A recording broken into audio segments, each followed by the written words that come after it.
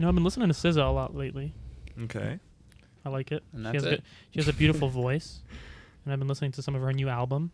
He's been watching some Doja Cat lately. Oh my goodness, Doja Cat is unbelievable. In what sense? In the physical sense, I don't really listen to her music. I actually have a couple of her songs saved, and I do like them. I think one of them is called "So High." Haven't you been pleasuring yourself to Ice Spice? Jesus. I'm not actually a big fan of her, to be honest. Oh my God, we're 30 seconds in. Ice Spice. This is how we're introducing ourselves to the world. Pleasuring myself. Pleasuring myself. Whoa. Jesus Christ. Anyway, I think that Doja Cat is beautiful. I don't know if I like when she does the wild shit with her face, like when she goes bald and does like, Or like does her whole body red. Yeah, like she has like she went out and she got hives or whatever. But Or like when CeeLo Green dressed up all gold. Oh yeah, like he was like a fucking Pokemon or whatever. Did you see that picture of him at the award show and he's all gold, and he's standing like that was this? CeeLo Green? That was CeeLo Green In the gold armor? Yeah. I thought that was Lil Nas X. I don't know if he did something similar, but no. Oh, I know what you're talking about. No, we're talking about like years ago. CeeLo Green had a gold suit costume. It looked like he was like a Power Ranger villain or something. I'm just gonna look up CeeLo Green outfit and it's gonna come up. It'll come up. Am I having a stroke? I thought that was a Lil Nas X thing. Then again, I don't know about anything about anything. CeeLo Green is a large gentleman. No, this was definitely a thinner, lankier. CeeLo Green is a gentleman? CeeLo Green. CeeLo, okay. You know the song called Crazy? I don't know why he dressed like that. No, yeah, that's not what I was thinking of. That's a whole other You know the thing. song by Gnarls Barkley called Crazy? Gnarls? Yeah. Like It's gnarly? It's like, I remember when I remember when I lost my mind. Yeah. That's CeeLo Green. Yeah. But that was when I guess his name used to be Gnarls Barkley, and then he changed his name to Gnarls Barkley. I think we've talked about that before. What a dumb name. Yeah. Gnarls So Barkley. stupid. That's almost as bad as Engelbert Humperdinck there. Or Pilot Inspector. Pilot Inspector. Pilot Inspector. No, but actually, Engelbert Humperdinck, that takes the cake. Is it weird that I like Gnarls Barkley better than just like CeeLo Green? That's like too boring to me. I like Gnarls Barkley. Gnarls Barkley's nice. Nah, It's kind of cooler. It's like I can't. I can't get down with any we of should get that. this ball rolling. We should get this ball rolling, huh?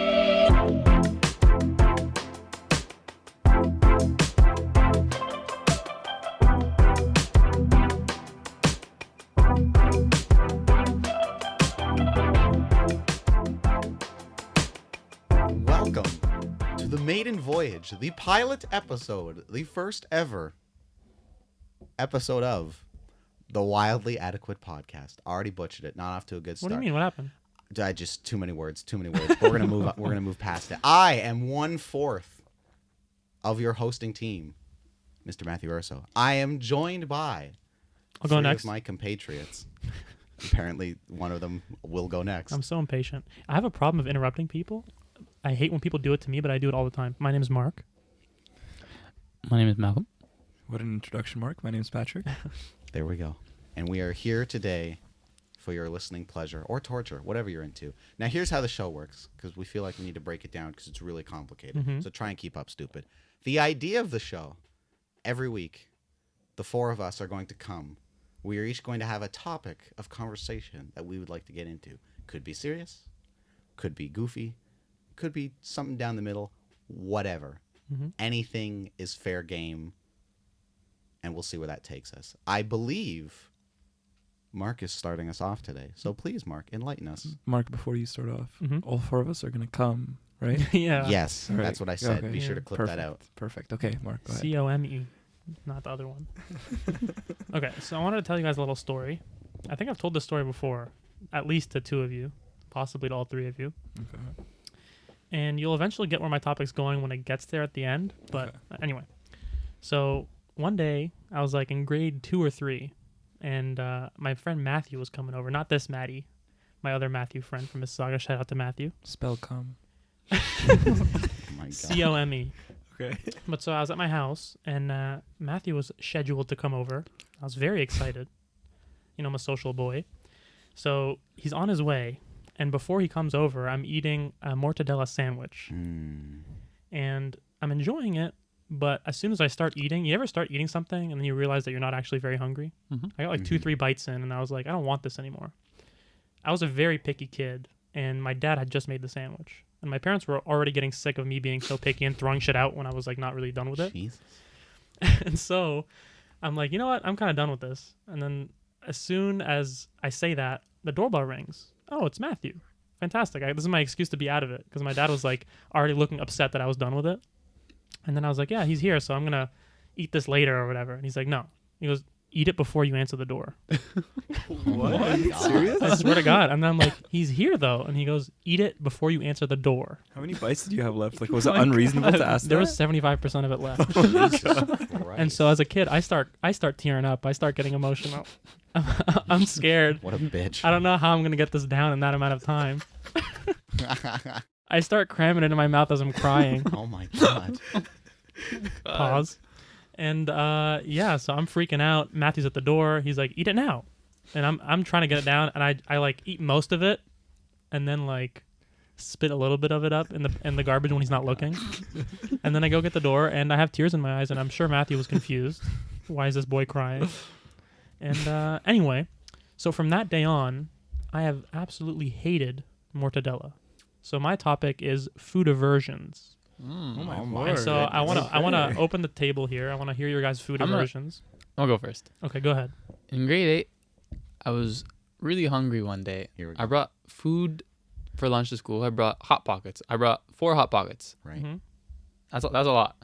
Sure. And after I ate all 4, I was so hungry I called my grandma at home to make me another 4 and bring them over. Oh my! You were still God. hungry after I was so 4? hungry after the.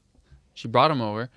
I ate them all. I scarfed them down. I loved them. It was delicious. Can I ask which type they were? Were they like a the half? pepperoni. Were they like the half, like the kind of half moon looking ones, or were they like the No, full they were circular full, ones? It was a full rectangle one, like a Rectangle. sandwich. Oh, okay. Yeah. So yeah, I ate 8 of them. I got home, feeling great. Threw it all up.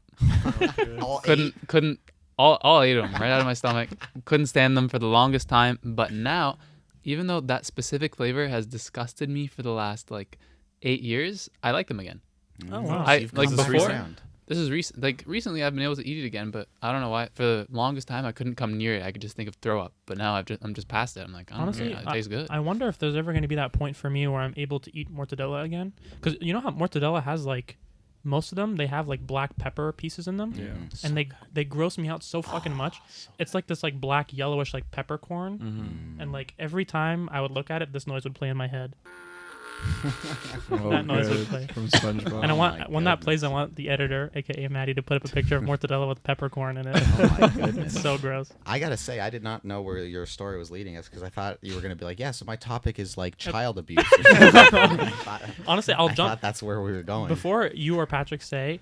I do have to defend my dad and say that I completely understand why he was so upset. I was so annoying as a kid, and I do it all the time. Well, it sounds like there was a pattern. This wasn't like a Oh one-time my thing. God. Like, I don't Yeah. want to eat the mortadella, No. Dad. It sounds like this was like the 50th sandwich. Imagine, It was a imagine that was big the first like. That was the first. That was the straw. first First one. and last time. Immediately right to the nuclear First option and last. of like eat this thing before you let your friend in. But anyway, so that happened, and yeah, like I said, I deserved it for sure. And after that, I learned a lesson that I shouldn't waste food. Sometimes I still am annoying with it. I'm still picky at times, but I'm better with it. And I think that was an integral experience for me maturing in my food eating. Maturing. Maturing. There was a positive outcome in the end. Well, when it comes to food aversions, I feel like the the 3 of you, I can't count, are well aware of some of my food aversions. I have texture issues, aka anything that like has the texture of baby food or like a wet poop is not going anywhere near my mouth. So, for example, mashed potatoes, that shit out of here. I love That doesn't So have the good. texture. That doesn't have the texture of baby Jell-O? food though. Yes, it does. It's all mashed and like it's like eating fucking sand. When I think of baby food, I think of like the fruit. I think of applesauce. yeah, like the fruit. yeah, the applesauce, disgusting. I hate applesauce. Yeah, applesauce and mashed potatoes don't have the same texture. I think it depends. I I mean, think it's just I say baby food, but to me, it's soft, mushy foods. Do you like caramel? Oh hell yeah! But that's like a borderline liquid. That's just like a sticky liquid. that's like melted chocolate consistency. guess But I was so. gonna say like mashed potatoes, they can vary depending on how you make them. You can make Mm-hmm. them like watered down or a little bit more creamy. Or chunky? Sometimes they could be like very like thick, Mm-hmm. but sometimes they could be more like shit consistent, like runny shit consistency. That's right. What about potato salad? I'm not the biggest potato salad person. Is it flavor or texture? Usually it's flavor, and it's that I find potato salad is served cold, but I'm eating food that normally should be hot, so I'm like my brain just gets confused, and I'm like, what's happening here? What's going on? Here's the thing. I don't want to sound completely unreasonable. I've definitely, over the course of my time on this wretched planet, eaten mashed potatoes and been like, oh, that was okay from a taste perspective. You should have tried the Like, I sweet. can get behind it. It's just, it's the texture that throws me off where it's like, why is this not like a solid thing that I bite into? Why am I biting through it? Wait, is that the same reason why you don't like soup? Soup is a different thing where it's like the whole like liquids and solids mixing thing throws me off sometimes. Can I identify or label what your condition is? Some severe form of No, The way vitamin you're describing deficiency. this makes me feel like you can't grasp, like you can have concepts like solids and liquids, but the second they interact, your brain goes I can't get it. I don't meltdown. fucking get I it. don't get it. I just go into meltdown. No, what I was gonna say is that I think that I have a similar experience in Maddie in certain foods where I like very homogenous experiences at times. Like with cookies, I don't like crunchy on the outside, soft on the inside. I like it completely soft all the way through. So I understand in certain instances, like Maddie, like I like when something is. I don't even know it's not. I don't know if it's necessarily what you're saying, but like sometimes I don't like when there's different textures mixing together. Right. Or if there's like soft and crunchy. Like I just want one texture. See, my mom made fun of me for years as a child and still does, where my brother's the kind of psychopath who if like we're eating like, let's say beans, some chicken, and like potatoes, he'll take his fork and get beans, chicken, That's and right. potatoes on his fork Oh, yeah. and stick it all into his face. Let's go, Michael. Whereas I am the person who eats it like one fork is beans, one fork is potatoes, one fork So is chicken. does that mean 3 separate forks or 1 fork each time? No, like I use the That's a stupid question. I liked use it. I use the same fork for the entire meal, but I'm saying that like one time I'm getting beans, the next time I'm getting potatoes, the next time I'm getting chicken. Now I've technically grown a little bit because when I was even younger, I would eat all the beans first, then all the potatoes first, then all the chicken. That's Like I was insanity. really hardcore. Whereas now like I'll kind of like bounce, I'll ping pong between the different foods. But my mom always made fun of me where she's like, if we got you one of those divider plates where there was like all the food was separated with like the divider thing, she's like, you'd probably like that, wouldn't you? And she used to like tease me about it. And I was always like, I would like that. Buy that for me. Like that would make me so happy. You know Like what- stop joking. You know, Just what I'm do gonna, it. you know what I'm gonna say? I think at some point we were having a conversation, and Patrick noted that. What were you saying about me having a serial killer thought or behavior? Oh, Do you remember what I was that's talking about? right. What were you talking about? No, Because when Maddie said that he likes eating potatoes and beans and all these things separately, I thought Ted Bundy in my head. yeah, Yeah, there's definitely some sort of like aspect of it where it's like I maybe should have been checked on as a child. Yeah, Like somebody should have sat me down in a psych ward and been like, "Are you okay, son?" I was gonna ask you before you brought up like the eating one full thing at a time. I was gonna ask you, are you the type of person to eat your fries first, then your burger, or vice That's versa? exactly what I was thinking. I was I've gonna ask come him. out that. of Because that. that's bullshit. I've come out of that, but there was definitely like a good, first 10 years of my life where it was Where like, you were scum? Yeah, where I was scum, where it was the beans are going to get eaten first. Okay, Yeah. the beans are done. Now the potatoes are going to get eaten. Those are done. Now all the chicken. You know what? Crazy. You know why I don't like that is that my mouth experiences fatigue, and I want to change the flavor. Like a part of me loves the cheeseburger, fries, milkshake experience, and flip flopping between all of them. If I ate the whole burger first, it would be like the same flavor over and over again for like 5 minutes, and then I'd switch. Fuck that. But it's so good. You know what I would posit? Mhm.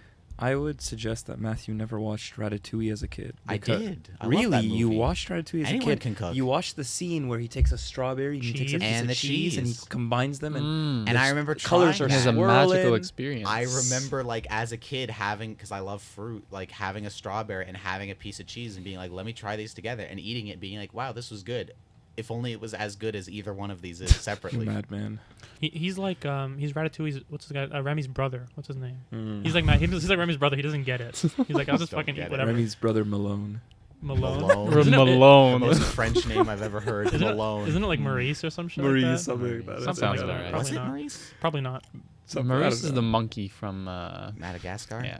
But is Maurice King Julian's the main one. Maurice Yeah. is one of the like other Yeah. guys, right? Like Yeah. it's the King, little- little one. It's King Yeah. Julian, Maurice. Wasn't Mort the little one? Oh, Yeah, Mort is like there was the like tiny three. one. and then there's Maurice a is like thing the. between. It's kind of like his. I don't even know how to He's describe like his him. right hand man. Yeah. He's like the one who actually runs things because King Julian's Yeah, too busy running around exactly. like because he likes to move it. Honestly, can I say something? Please. Yeah. Maddie, I think Moto likes you.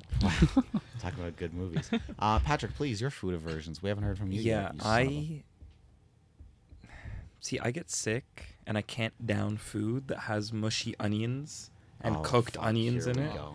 And for whatever reason, that vegetable always finds its way in dishes in my home. But why are you Always. so averse? See, why are you so averse to like caramelized onions? Oh, so Fuck good. dude. caramelized onions, Why? bro. Why? What Fresh, is it, the raw. taste? Sorry, smack the table there.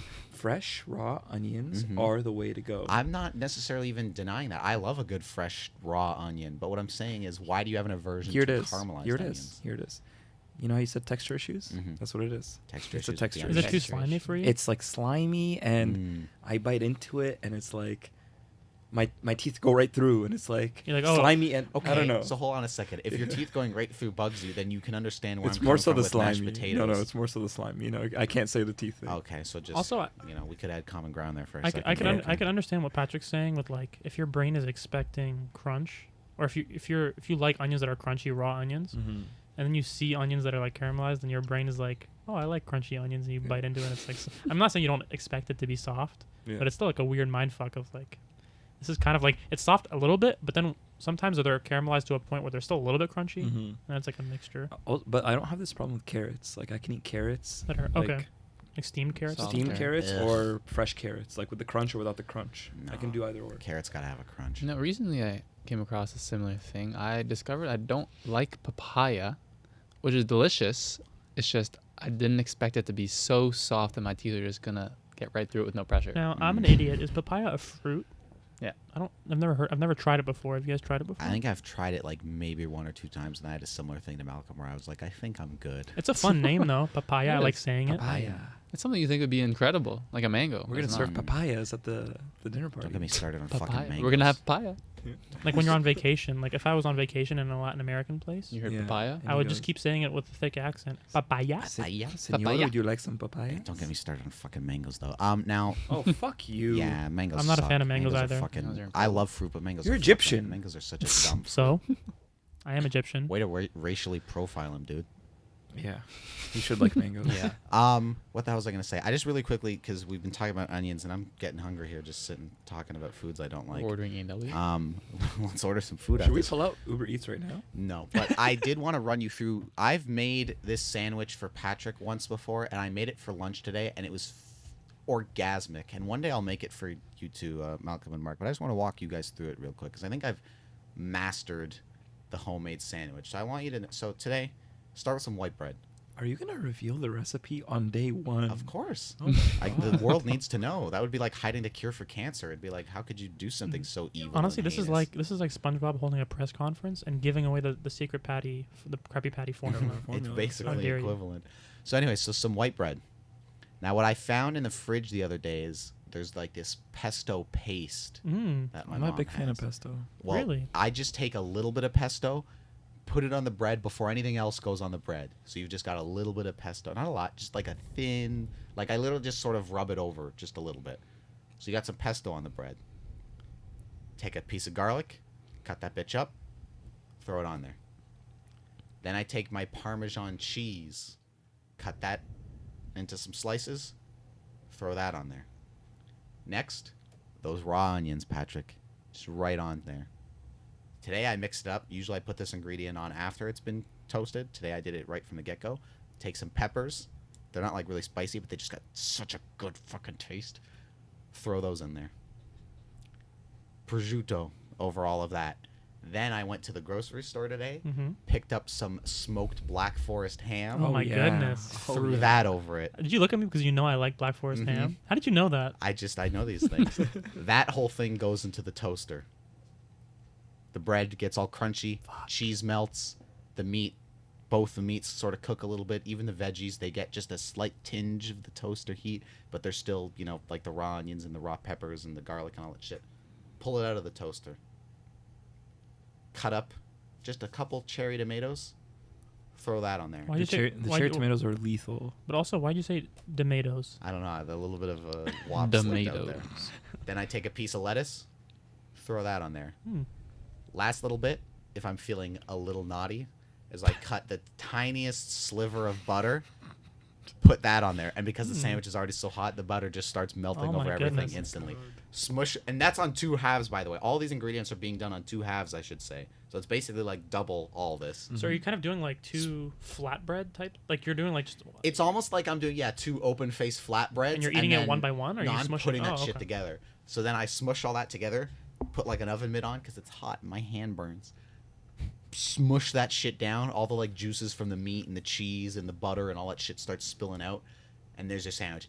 maybe I left one detail out. I might throw like a basil leaf in Oh there. my goodness. Chef, But that is the Dude, sandwich. Chef Urso over here. I was gonna say you'd be disgusted by the sandwiches that I make, and frankly, I'm disgusted with myself Oh, because no. I'll make some sandwiches that are so bad, but I'm just lazy and I don't want to put work into it.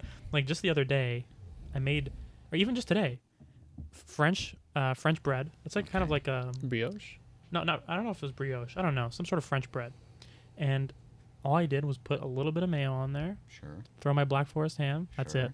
No That's it? toast, That's no it? toast, no cheese, no vegetables. I'm disgusting. It's not. I thought you were gonna say something That doesn't abhorrent sound like. terrible. It just doesn't sound didn't- that It's great. It's just a little bare bones, but it doesn't seem like it'd be bad. That I thought you were gonna be like, yeah. So I take my, French fucking bread and I'd put mayo on it and some Black Forest ham and throw some black licorice in there and call it a day. Like I thought you were Some gonna say black something licorice. No, I was just like abhorrent hear- like that. hearing how complex and beautiful your sandwich is made me feel so terrible about my gross, like not gross, but like a very simple sandwich. Beautiful is the adequate adjective to use for his description, and disgust is what you should be feeling for yourself right One now. day, maybe over the Perfect. summer, one day, because the way I do it is like the loaf of bread we get, 1/4 of it is basically what I use for a sandwich. So there's 4 of us, 4 quarters. Do the math, people. Dude, feed me. Maybe we make some sandwiches one day over the Bro, summer. yo. Get some Hold up. peanuts in a bowl, crack some brewskis, and we Mhm. get fucking drunk and eat sandwiches. Hold up, bro. We could do a potluck.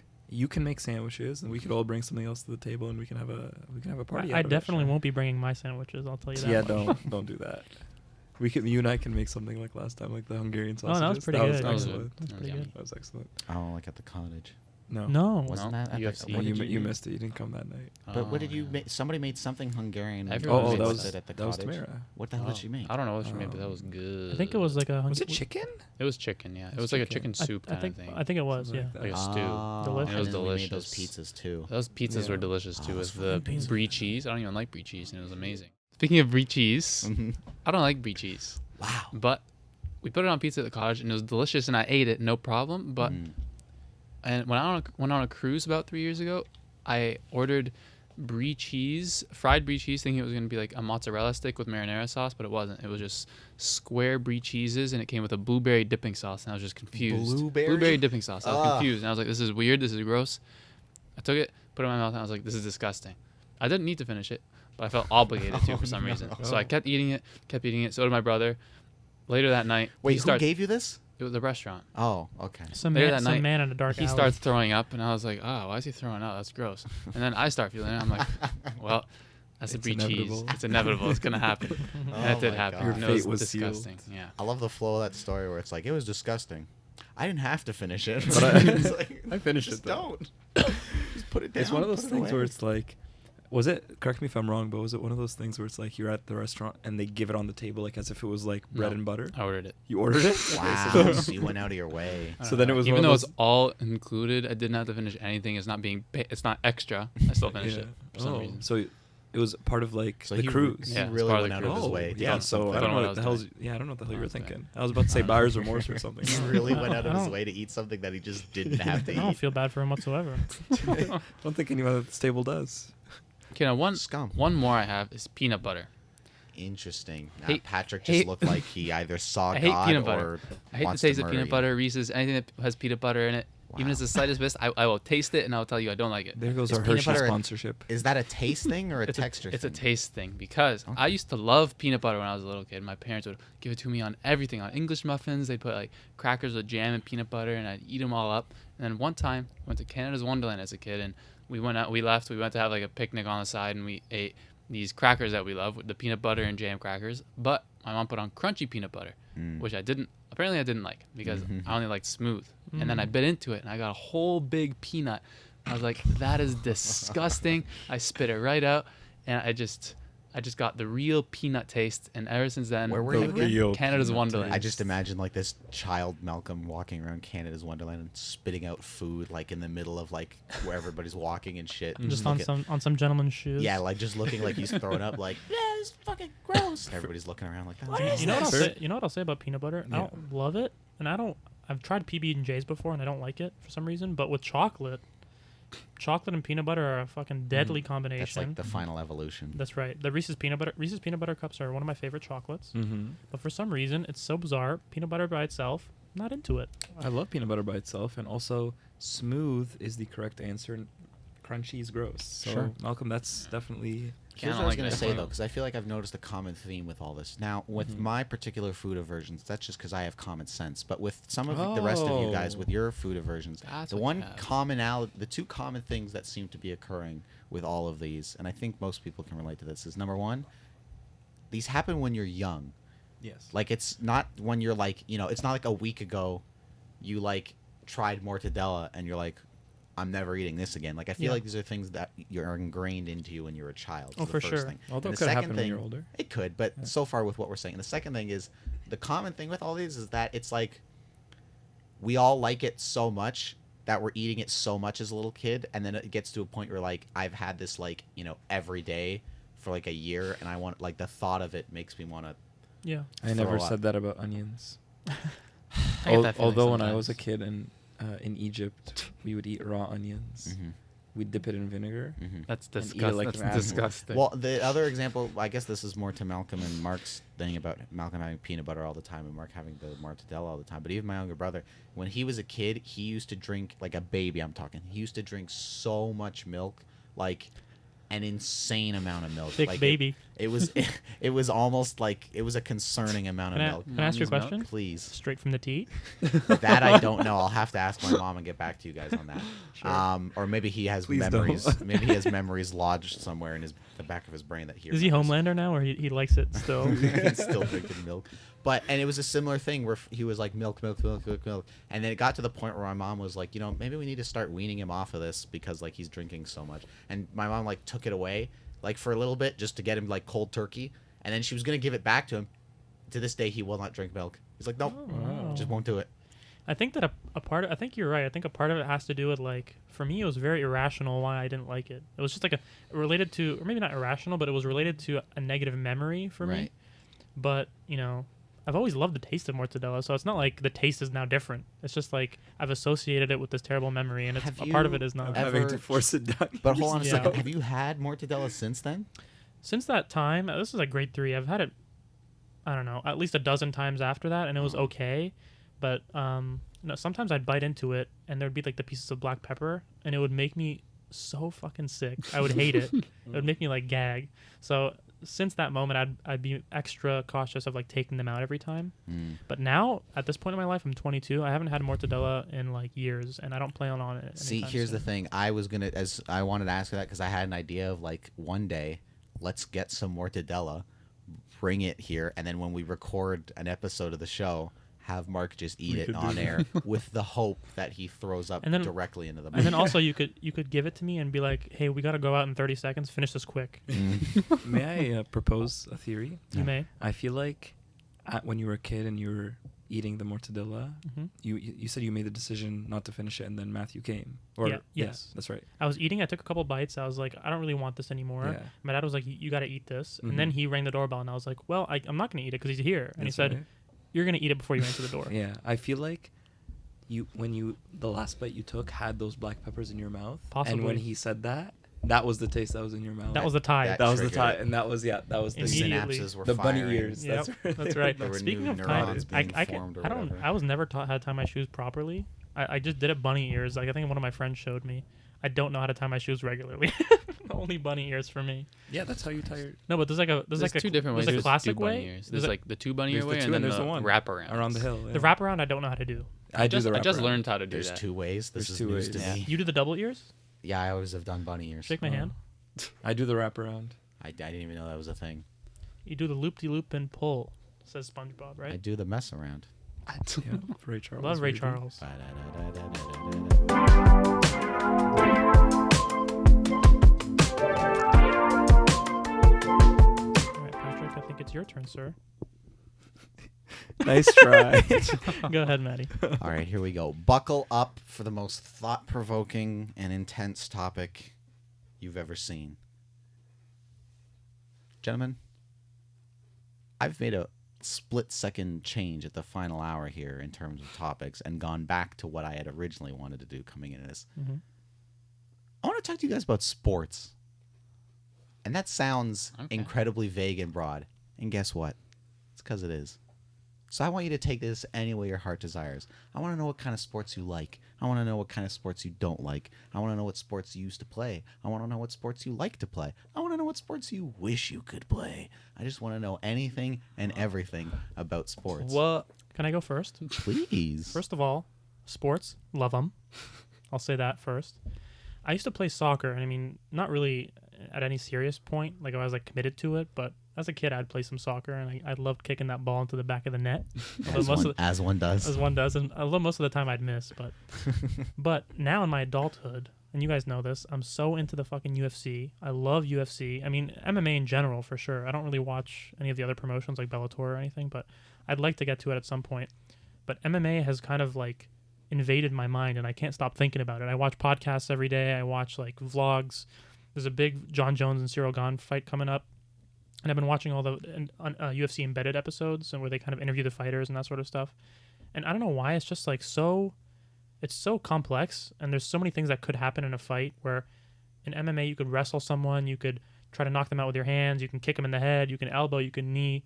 There's so many places that I could go. You could choke them out. So it just like keeps me on my toes when I'm watching it, and I'm like, oh, it could go any one of millions of directions or whatever. And yeah, I don't know, I just fucking love it. Who farted? That was a chair. Holy shit! I thought someone just ripped ass right. But yeah, so I mean, soccer was my love when I was growing up, and now it's definitely MMA, and I'd like to get into it at some point. I mean, I think Patrick and Maddie and I have talked about joining some sort of like Muay Thai gym, MMA gym, right, Patrick? Malcolm, and I, you mean? Sure, if you want to be a dick. I was gonna say, I was like, yeah, I don't remember being part of any of these conversations. Count me out of that shit. Yeah, MMA, it's the UFC stuff. I don't know. I appreciate it as a fan of sports, and I'd like to get into that broader point a little later. But like on a personal level, it doesn't really do a whole lot for your boy. But you know, it is what it is. You know what it is? It's like when I was watching, I used to watch Premier League quite a bit, and I think that when I switched over and started watching MMA, everything else seemed kind of on the boring end to me, just because it's so action-packed in the UFC. You have like 3 5-minute rounds, or 5 5-minute rounds if you have like a championship fight or a main event. And like it could go from a kind of slightly slower fight to boom, someone's knocked out. So I don't want to blink, and I'm so excited, and I'm watching every single moment. When it's a soccer match, for example, you have like an hour and a half of play, and you know, a lot of it is like passing back and making sure you're in the right positions and like runs and stuff like that. And it's entertaining in its own way, but there's something about the UFC where it's like, it's so fucking like gladiatorial, and it's so like raw, and yeah, it's like, I think humans just have this thing built into them where they just want to see people fight. Like even when we're in school and people are like, you know, crowding around the people who are in a fight, it's just like an instinct that I have. It's like, I want to fucking watch this guy try to like defend himself from getting like killed by this other guy. It's just so entertaining. I love it. My goodness. Wow, that's a. It's I didn't think you were gonna frame it that way, but you did. Something deep within Mark's core that wants to see violence. You guys hear me yell, like I'm yelling, and that's not me like turning something on. I'm just like fucking watching it. I'm like, oh, I'm just going crazy I because think it's like anyone that's watched UFC with you knows that you're the guy that screams as loud as you possibly can when he's watching UFC. but it's not even on purpose. It's just like it's what's inside of me. It's just, I fucking I'm in love with it. It's you hear that? It's what's inside of him, and I'm the one who needs to be, you know, maybe a serial killer check or whatever, because I fucking don't like mashed potatoes. I have the primal rage within He's me. got the primal Listen, violence. you both get the serial killer check. Sure.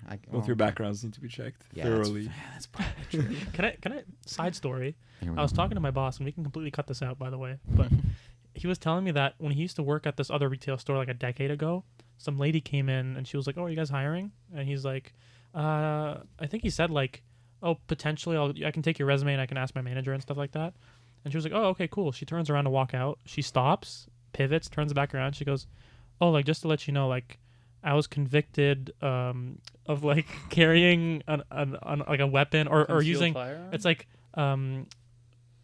aggravated assault with a dangerous weapon." Oh my god. Like 2 convictions. Oh my god. And then he was like, "Oh, okay." He like tried not to panic, but obviously in his head he's like, "I don't want to be around this person anymore." Anyway, we'll cut that out. I don't want that. I guess, Go ahead. It's in here now. I guess I'll go next. Please. Obviously, soccer's my love, and my number one, so I don't really need to talk about him. Her. Why are you guys assigning a gender to the sport? Could Yeah, be, that's could so go weird. either way. Okay. There When we go. did you start playing soccer, first of all? When I was 3. Good lord. 3 years I didn't old. know that. Wow. Long boy time. Long Mm. boy. But Recently, there's been like 2 sports I've wanted to get into more than anything else. One is MMA, like Mark said, and the other one is snowboarding. Although I am into snowboarding, I wish I was a crazy good snowboarder. Specifically trick-wise, I wish I could jump up on those rails and twist and turn and do a backflip off a big old jump. But in the back of my head, I'm going to break my head. You I'm want going to to break my neck. You want to be able to do some X Games shit. I want to do some X yeah. Games stuff. Dude, I get that want though, because I've never been into like winter sports or snowboarding or skiing or anything like that. But I watched a movie lately and I talked to everyone about it. I think it's called Mid-90s. Love that movie. Very highly recommend it. But it's like centered around skateboarding, and I saw some of the kids and the teenagers in the movie doing like kick flips and like flipping like crazy and shit. Like I'm like, that would be so fucking cool to be able to do that. Like it would just be so badass to like be able to just like on the street and then you like flip around and people are like, oh shit, that's cool. Yeah. The thing is, like, it would be really cool to do that, but I stay up for hours when I shouldn't be in my bed watching videos of people failing. And God, it looks watching so people painful. wipe out. There's some scary videos of people Oh, failing. yeah. The number one I've seen is someone that doesn't know how to control their speed and they just hit a ramp as fast as they can, just going from the Yeah. top of the hill to the bottom, Yeah. and they're flying as high as a ski It was lift. insane. It looked like that video could have been edited, but it wasn't. Like, this person was speeding down on their snowboard, and the person filming was like, "Oh, Johnny, slow down!" He yelled his name, and they're like, "Yeah, slow down!" And Johnny goes up into the air, and he's flailing, and he can't control himself, and he lands on his back or something. It was terrifying. He's dead. Yeah, I feel like that's even the same way. Like, I don't know if you guys have ever seen, like, because my dad's really into it. So every once in a while, I've seen like the BMX videos of like the guys on the motorbikes when they do their races, when they're like going over like the big sand hills and shit. Evil Knievel type And you shit. see one of them like go like, you know, where they're like 20, 30 feet in the air, and they're doing the shit where they like are holding Flip it, onto the right? bars, but they're like putting their legs off to the side or good some lord. shit, or they're like doing like some weird like somersault looking thing on the fucking motorcycle. I'm like, you are like Yeah. a few degrees away from like dying. Yeah. There was this one I saw where it was a motorcyclist, and he went off the ramp, and what was it? He like did a flip in the air, and then caught onto the bike Yeah. again. Like, he let I it saw go. that. Yeah, I he saw let it that. go. Like he pushed it forward to let it rotate. Yeah. And then he spun, and then Yeah. and then he, after they were both done spinning, he grabs it again. Yeah, and there's this other one where he jumps, and he like puts his arms up, and And it's like he's holding flying. the bike with his legs. No, he wasn't holding the bike at No? all. Like he like does like a Superman almost, like, you know what I mean? He's, yeah, like, I've seen where flying like for a kind of like second. they almost like lie on the seat of the Yeah. bike and they aren't touching it with their arms and legs. They're doing like some flying squirrel looking shit where they're just like on it, and it's like, Jesus Christ. And the thing dude. is, if you don't collect yourself and get the right grip as you're landing, It's over. You're gonna flip. You're You're dead. gonna You're die. dead. You're dead. Right. It's Yeah. over. Yeah, I definitely, to your thing, Malcolm, get the sort of desire of all the sports I like or ones that I wish I was into. I'm not necessarily huge into like the skiing or the snowboarding or like, you know, the motocross, like with the bikes and that kind of shit, or even like NASCAR or F1 and that kind of stuff, which I know a lot of people are into. For me, it is maybe skateboarding, where it's like as a kid and as a teenager for a while, like I've always had, and I still like very rarely will use the penny board I have every once in a That's while. not the same. It's not the same, but I'm just saying, like, being on a penny board, I was always like, man, I wish I was like more competent on this thing than I am, like, instead of just going down like Yeah. sidewalks and shit. I agree with you. And then also to me, it's like with skateboarding, it's almost like the lifestyle of it is fucking cool to me. Like just Yeah. watching, like, even when I was watching the mid-90s movie, it's like, I don't know, they're like smoking cigarettes and just fucking flipping the around and like lifestyle. looking all dope with their like Adidas Sambas or whatever the fuck, and they just like, I don't know, like I love the skater outfits too. Like I kind of like, I think I want to make that at some point a potential topic in the future, like favorite Style. like favorite designs or like favorite like outfit styles or whatever. Just I do what do all the lo- girls did in high school. They wear the Thrasher hoodies and they have no idea what Thrasher is. No What does thanks. do it girls now wear everything Aritzia? Oh god, yeah. Guelph is I know filled with. countless girls I who can't do tell that. you how many girls in Guelph wear the Aritzia puffer and the Aritzia sweatpants, and that's it. The show is brought to you by Aritzia. Aritzia, for all your girlfriends or moms or wife's clothes needs. Patrick, now I feel like Malcolm just blew past one of these sports. That I feel Soccer? like, I feel like you are gonna have something to say about. Yeah, well, I actually started playing soccer when I first met Malcolm. Mm. I was not a soccer player before that. And when was that? That was elementary school. That was a grade 8. Yeah. Okay. Really, So- that late? Yeah. I didn't know that. You know, I remember that generally because I remember Patrick always used to say that he wishes that he started earlier, is what he used to tell me. Yeah. I do wish that. But yeah, like I still thoroughly enjoy watching soccer, and like Mark said, it's different than watching UFC or like a faster paced sport like basketball. But I think part of the reason why I can, sit down and really just enjoy every minute of a soccer game is because like I appreciate all the little things that the professionals do at that level. Right. And it's not even just the professional game. Like Malcolm and I would go to drop-in sessions, and it's definitely not the professional level, but just like not even close. Not even close. But just seeing someone like pull off a move or like make a pass, I'm always in my mind just like, damn, like that was nice. I think that's why I didn't fully appreciate soccer, is because I was never like really embedded in that world, and I would never like practice moves and study and like watch it religiously. I just kind of watch it every once in a while. I got into watching, Liverpool because Mohamed Salah's Egyptian and I'm Egyptian. Of course. I'm a bandwagon doofus. Yeah. But like those little nuances, I would never pick up on them. So maybe that's why to me it was just it was just slow for the most part, and there was nothing little things that I was catching that was like, oh, that's cool. Which makes sense, and which is why when people tell me, oh, I think soccer's boring, I just say, yeah, fair enough. Like, yeah, if you didn't really play it growing up, like a casual watcher. Yeah, if you're a casual watcher, then it makes sense. Well, I was going to say that too, where I feel like with most sports, it's not even if you played it, it's your favorite, but I find the ones that you did play, like you could have played multiple sports, but one of them is your favorite. But I have a hard time, like, I guess, believing or understanding people who are like, I've never played tennis, but it's like my favorite sport. Like, I feel like, and I know Mark's not like in the fucking octagon, like beating the shit out of people in UFC things, but like not legally anyway. Not legally, anyways. More in some Fight Club shit, but we all know. Don't talk about Fight Club.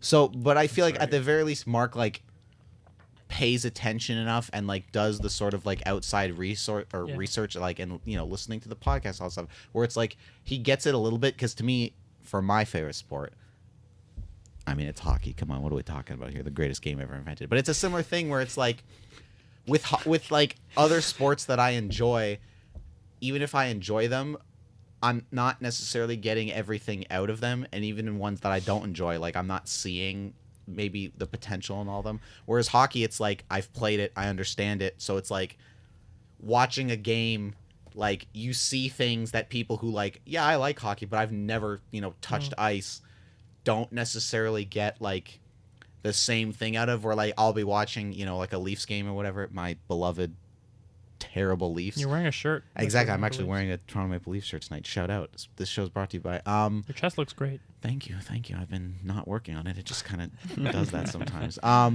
But that's a thing where it's like I'll be watching it like a hockey game and like see somebody do like something that like from my very not even close to the NHL like minor league shit as a kid, just see people do things and be like, oh, that was like, yeah. Like, obviously, when somebody scores, like, a really nice goal, everybody looks at that and they're like, oh, cool. But it's more the things that, like, you see the little things here and there where it's like, oh, that was a really good move, or that was a really good play by a defenseman or, centerman, whoever the hell kind of thing. So I feel like there is there's extra appreciation tied into it,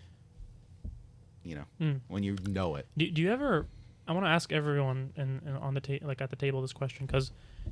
First of all, Maddie, when you're watching hockey with someone who's not necessarily into it as you are, like let's say you and Varsha are watching or something, or you and whoever else who's not really into hockey. I don't know if she's into hockey, but I she's not, but I've told her that we're going to convert her. Yeah, exactly. But like, if you're watching with someone who's not into the sport, I don't know if you guys have experienced this, but if they complain, they're like, oh, like this is boring, or like sometimes I'll be watching a UFC fight with someone who's not necessarily into it, and like inevitably someone's like, oh, why doesn't he just get up? And I'm like, do you know how hard it is to get up when there's like a 200-pound man pressuring himself on top of you? Or like Maddie said, like there are little transitions here and there when people are fighting that I notice that I'm like, oh, that's fucking impressive. Like when they're just kind of like, when they reverse the position, or if they get the underhook in or whatever it is, or they push them up against the fence and they secure a position. It's like there are certain things that I'm sure you watch in hockey, like when people, I don't know, are skating really fast and then turn on a dime that other people don't really notice, but you're like, right. Do you know how fucking hard that is to do? Like that's so, you know what I'm saying? Yeah, it's just that's what I'm saying, where it's like that extra layer of like you see things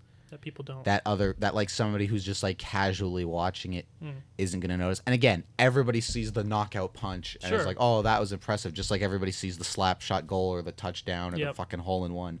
But like It's Fucking the little. casuals. It's fucking the filthy Did, casuals. did you think you were gonna get the last word when you made that sly comment About the hockey greatest being the game best sport? ever created? I thought so. It's not called a beautiful game. Let's not forget that. I mean, my dad always calls it God's game, but it's a whole thing. Oh. And That- what's bigger Oh. than God's Many game?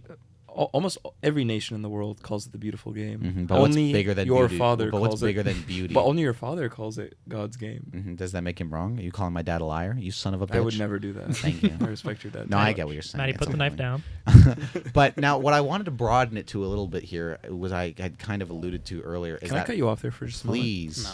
Before we broaden it, I would just like to say a sport that I would have liked to get into Oh yes, when I was please. younger would be hockey, I would say. Oh, Because cool. I'm,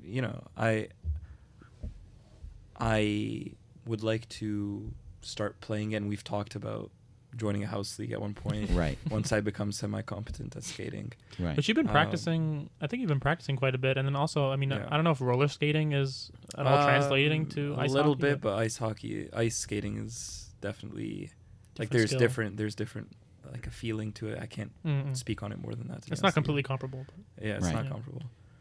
Yeah, I get what you're saying with the rollerblades thing. Because I don't know if I ever Yeah. told you this, Mark, but I for sure I've told Patrick it. Because like over the summers when Patrick and I have done rollerblading, and I've like warned him, because there was one summer as a kid where between like hockey seasons, like when we ended in the spring and we weren't starting again until the fall, usually in the summers, like I would just play, some like house league soccer thing or whatever. But there was one summer where my hockey coach basically told most of our team, like, hey, what if we join up for like just this quick, couple months of like a roller hockey league? So all it is hockey on roller skates.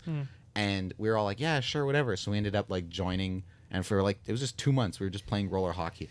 And as soon as we started like ice hockey again in the fall, it took me and everybody who played those couple months of roller hockey at least 3 or 4 practices before we could all like skate again. really, Because we were all like, I don't know what it is, but there's something about I'll the tell you what difference it is. between rollerblades and skating where it's just not. it rewired your brain. You'd think it translates where it's like you go to like skate like how you normally would on the ice, and it's like your legs aren't like they're used to doing it with the wheels. I'll Like, tell you it's- exactly what it is, because when you're on ice skates, Go ahead, doctor. you can thank you. Thank you.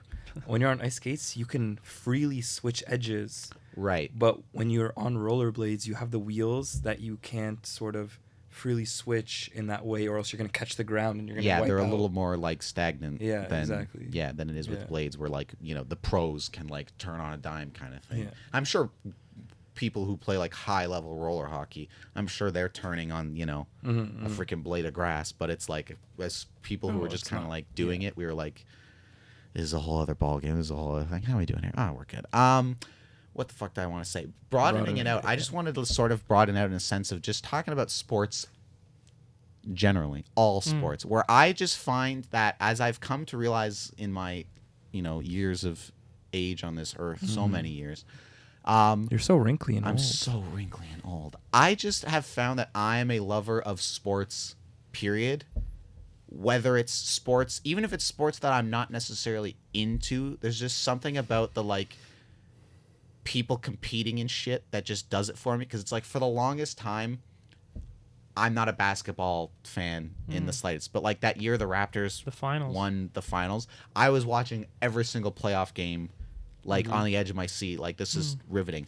Baseball is a sport that I could not care less about for so long. And then it was like a year ago or whatever, one summer I was watching a Jays game and I was like, This this is like so much fun. Football, NFL is a sport, like football is a sport that I have always liked. My problem is I just don't have a team, and I feel like picking one is just a little bandwagony. Like I wish the NFL had, even if it wasn't Toronto, if it just had one Canadian team that I could sort of like. You're not into the CFL? You don't want to support domestic leagues? CFL I like You too. but terrible it's just, Canadian citizen? Well, if CFL's easy, it's just cheer for the Argos. I actually went to an Argos game one time when I was a kid. And I knew a guy who played on the Argos who now coaches the Winnipeg Blue Bombers, who have won at least 2 or 3 Is that a Grey team? Cups. Yes. No, Winnipeg Blue Bombers is this thing I made. But so what I'm trying to get at is just my infatuation with sports generally, where it's even in things that like people don't necessarily think of, like your UFCs, more Olympic stuff, like say like people doing swim competitions and whatever. Formula One stuff and like NASCAR and even esports. Like when Overwatch, because we all play Overwatch and like Overwatch, but when they started Except for Malcolm. Hey, I like it and I play it. I'm just not good. There you go. When we started, or when the Overwatch League started that first year, it was only like a handful of teams. I was like, I don't really give a shit. And then like the second year when they were like, Toronto has a team now, I was like, okay, perfect. I have somebody to cheer for. And I got like so into it where I was like, this is so much fun just like watching people play Overwatch. That was cool, like Toronto getting a team, but I never really got into watching Overwatch because like the perspective shifting, and Me neither, yeah. I didn't really enjoy the view of the spectator view. Maybe they haven't quite mastered it yet, but what I do like watching is League of Legends. I must say that. But that's League what of I'm Legends saying. And is this is a entertaining similar to thing watch, where it's I like have to we admit. play Overwatch. I appreciate Overwatch League. You play League and like League. You appreciate League of Legends, whereas looking at that game hurts my eyes because I'm like, I don't know what's happening. But yes, I guess I don't even have a question with this. It's just I wanted to rant for a second about how there's something I've come to realize about sports generally where I'm just in it. I think a part of it for me is like this level of like camaraderie that everybody has, and also it's like you watch certain people in sports and it's like they're achieving greatness and you're like, holy shit, that's so insanely hard to do. And that the fact that they've been this good consistently, like I don't really watch basketball, but I know recently LeBron James broke the record for like most goals in NBA history or whatever. Points, sure. that shows my lack of knowledge for basketball goals. What a fucking idiot. But yeah, there's shit like that happens where it's like it's so deeply impressive. And then there's like the thing that Maddie was saying where even if we're not that into it, watching like a team that represents our city like just fucking kill it and just win the whole thing is so exciting because it's like the whole community comes together and everyone's rooting for the same thing. It's like this human connection that everybody has where it's like, even if I don't give a fuck about basketball, the fact that they went that far and they made it, it's just so I don't know. Even if it's a thing like that, the Raptors was an example of like it's a Toronto thing, so it's like it's easy to cheer for, but it's like I'm telling you guys, I have like watched like tennis matches or even like fucking dart games, like darts, and been like on the edge of my seat and been like, what is gonna happen? And it's like I don't give a shit about darts, but I'm like, this is so cool. Have you seen that clip that came out recently? It was like the World Dart Championships or whatever the fuck, and this British guy won, and him and this other guy, like this like Dutch guy, were like neck and neck the whole time, and like the commentators are screaming. I watched that clip like 10 times. I'm like, that's so why is that so electrifying? That's exactly. so fun. There's one clip I have to show you guys sometime, but it's an old clip of like some early like esports competition thing, and it's like a Street Fighter 2. I'm pretty sure it's Street Fighter. It's probably Street Fighter. Oh, when he juggles him last second, is that what? Or he's like really low and then he like barely comes back? Where it's like the whole video is just the screen and it's the two guys playing Street Fighter 2, and I think they're even doing the thing where they've got like the joystick and the buttons like in the arcade thing, like they're playing with one of those setups. And it's literally, I have to show you guys the clip, and this is going to be a very piss poor description of it, but the clip is basically one of the guys is playing as, I don't know, it's fucking Ken or Ryu or whatever, and the other person is playing as Chun-Li. The kicking She lady. does like the kicks and all that stuff. And so the guy, he is down to like barely 1 health. Like he is 1 hit connecting away from being done. The game is over. Yeah. And the guy playing as Chun-Li is at like basically full health. Like he's only taken a couple hits. And in this clip, it is the two of them kind of throwing jabs at each other, but they're like, you know, the guy who's got no health is being like very cautious, being very careful, like trying to like parry all these things. And then I'm not the biggest Street Fighter person, so I don't entirely understand how this works, but I guess you can sort of like parry moves or whatever. And what happens is the Chun-Li guy ends up coming in, has an opening, and executes his like special move. Where it's like a million kicks. Where it's like a million kicks in a matter of like a few seconds. And it's like teleporting up, down, up, down. Exactly. And in the clip, the guy who's playing as fucking Ken or Ryu or whatever is like blocks the first couple kicks and then keeps going. And as he's blocking all these kicks, you hear the crowd of people it erupts, losing their mind because they're watching like this magic happen in front of them of holy shit, he's gonna get out of this. And it gets to where the guy playing as Chun-Li finishes his special move and the guy has parried every single one, so the place is already losing it. But then he activates his special move, like he counters with it, and it connects. And so he pulls it off where he gets a shitload of damage in with his special move on Chun-Li, and like he might throw in another move or like before or after it is the special. But then as soon as his special connects, now everybody knows that holy shit, this guy didn't just defend this like impossible thing. He's now turned the table on this guy, and he's 1 hit away, and he wins the fucking match. Dude, that fucking And clip. the place loses it, and just the cheering. And I get like chills just Oh, even dude. like talking about that clip. And it's like, I don't play Street Fighter. Yeah. I like Mortal Kombat and some fighting games, but it's like I don't play yeah. Street Fighter. I don't Yep. give a shit about Street Fighter. But it's like watching that clip every single time without fail gets me like Dude. amped up. Like I want to go run a fucking marathon. that- I'm like, this is so good. I Speaking love watching that. Sorry, go ahead. Go ahead. I was gonna say, speaking of Mortal Kombat 12 is coming out this year. Oh, yeah, I that can't was wait. exciting news the other day. But I was gonna say, like, when I watch that clip, I've watched it many times. I love like how after like the second or third kick, you just hear like, "Ah!" like everyone Yeah, goes like crazy. it's kind of like the first couple kicks that he blocks, you hear like the cheering, like yeah, it's yeah. kind of like the early. It's like oh. Yeah. But as soon as it becomes clear that like he's got this, like he is Yeah. going to perfectly parry And also- every single one of these Yeah. punches, it's just it erupts. Also, I'll say that this may sound very lame to someone who's not a video game person, and it's like all these fucking geeks nerding out over this dumb shit. But like, I don't even know what to compare it to. But it's like, for me, if I compare it to like a UFC fight, it's like getting the shit beat out of you for like 4 rounds, and it's like 5-minute rounds, and there's like 30 seconds left in the final round, and you like dodge a 10 punch combo and then just fucking head kick the guy and like knock him out. It's like exactly, it's this crazy It's the comeback. Yeah. You know, And I feel like sorry sorry to jump in there, but you know what else is crazy that made me think about while you were saying that story?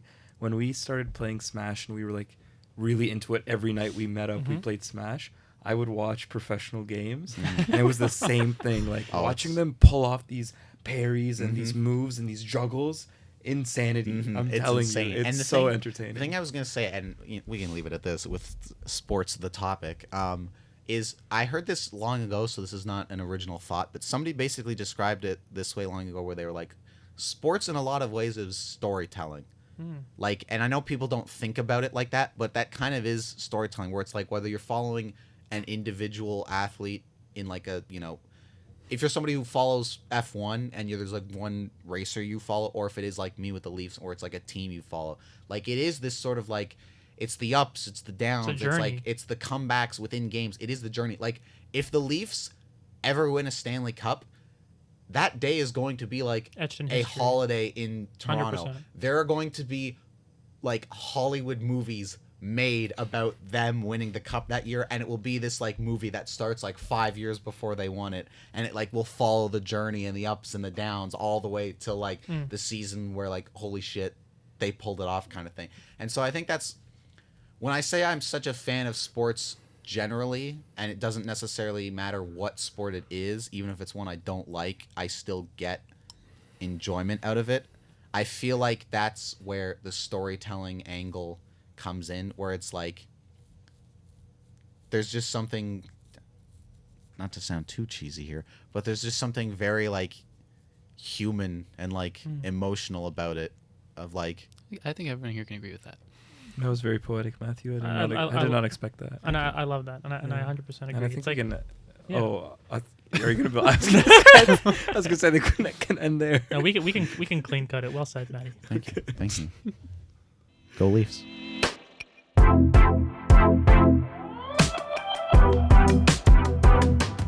So anyway, sports and shit. Malcolm, take us away, please. Okay, now my topic is also a little bit broad, very broad, like yours, and it is just vacation. I And you can- knew it, bro. you could just- I'm like, he's coming back from Costa Rica. He's gonna bring it up So somehow. you take that however you like. It could be airports, you love them, you hate them, the destinations you love. You just go Airports? for it. Dude, I'm so excited to talk about this shit. I Can was I gonna say start? airports. I feel like though airports. Airports. Airports. I know airports. I had a- Also, I knew as soon as Maddie did that, you guys would jump on him. I had a stroke there for a second. I feel like airports should be its own topic someday. Oh, 100%. Like I feel like that we can Honestly, save my the topic was airports. I was thinking of making it just simply airports, but I was like, just make it I know it sounds weird, but Simply airports. But I just thought vacation. You can talk about airports. Honestly, You can here's what I'm gonna say. I fucking love the whole airport experience. do. I do too. I love showing up early. I love the check-ins. Sometimes I get bored when I'm there, especially if it's like a long wait. But the whole experience of traveling has me so excited that like every step of the way I'm like giddy to get to the next Yeah. step. And once I get onto the plane, I love being on the plane. I'm gonna have to cut you off right there. I was gonna say, I'm gonna hate build on that point. I hate being in the plane. I hate Fuck. spending 11 hours in a goddamn plane. I think it's because Oh my god. your experiences are to Egypt. You're going far, far away. You know what it is too for me Yeah, yeah. is that I'm not like usually when I go it's with my family, and my parents will be in one area and me and my brother will be in one area.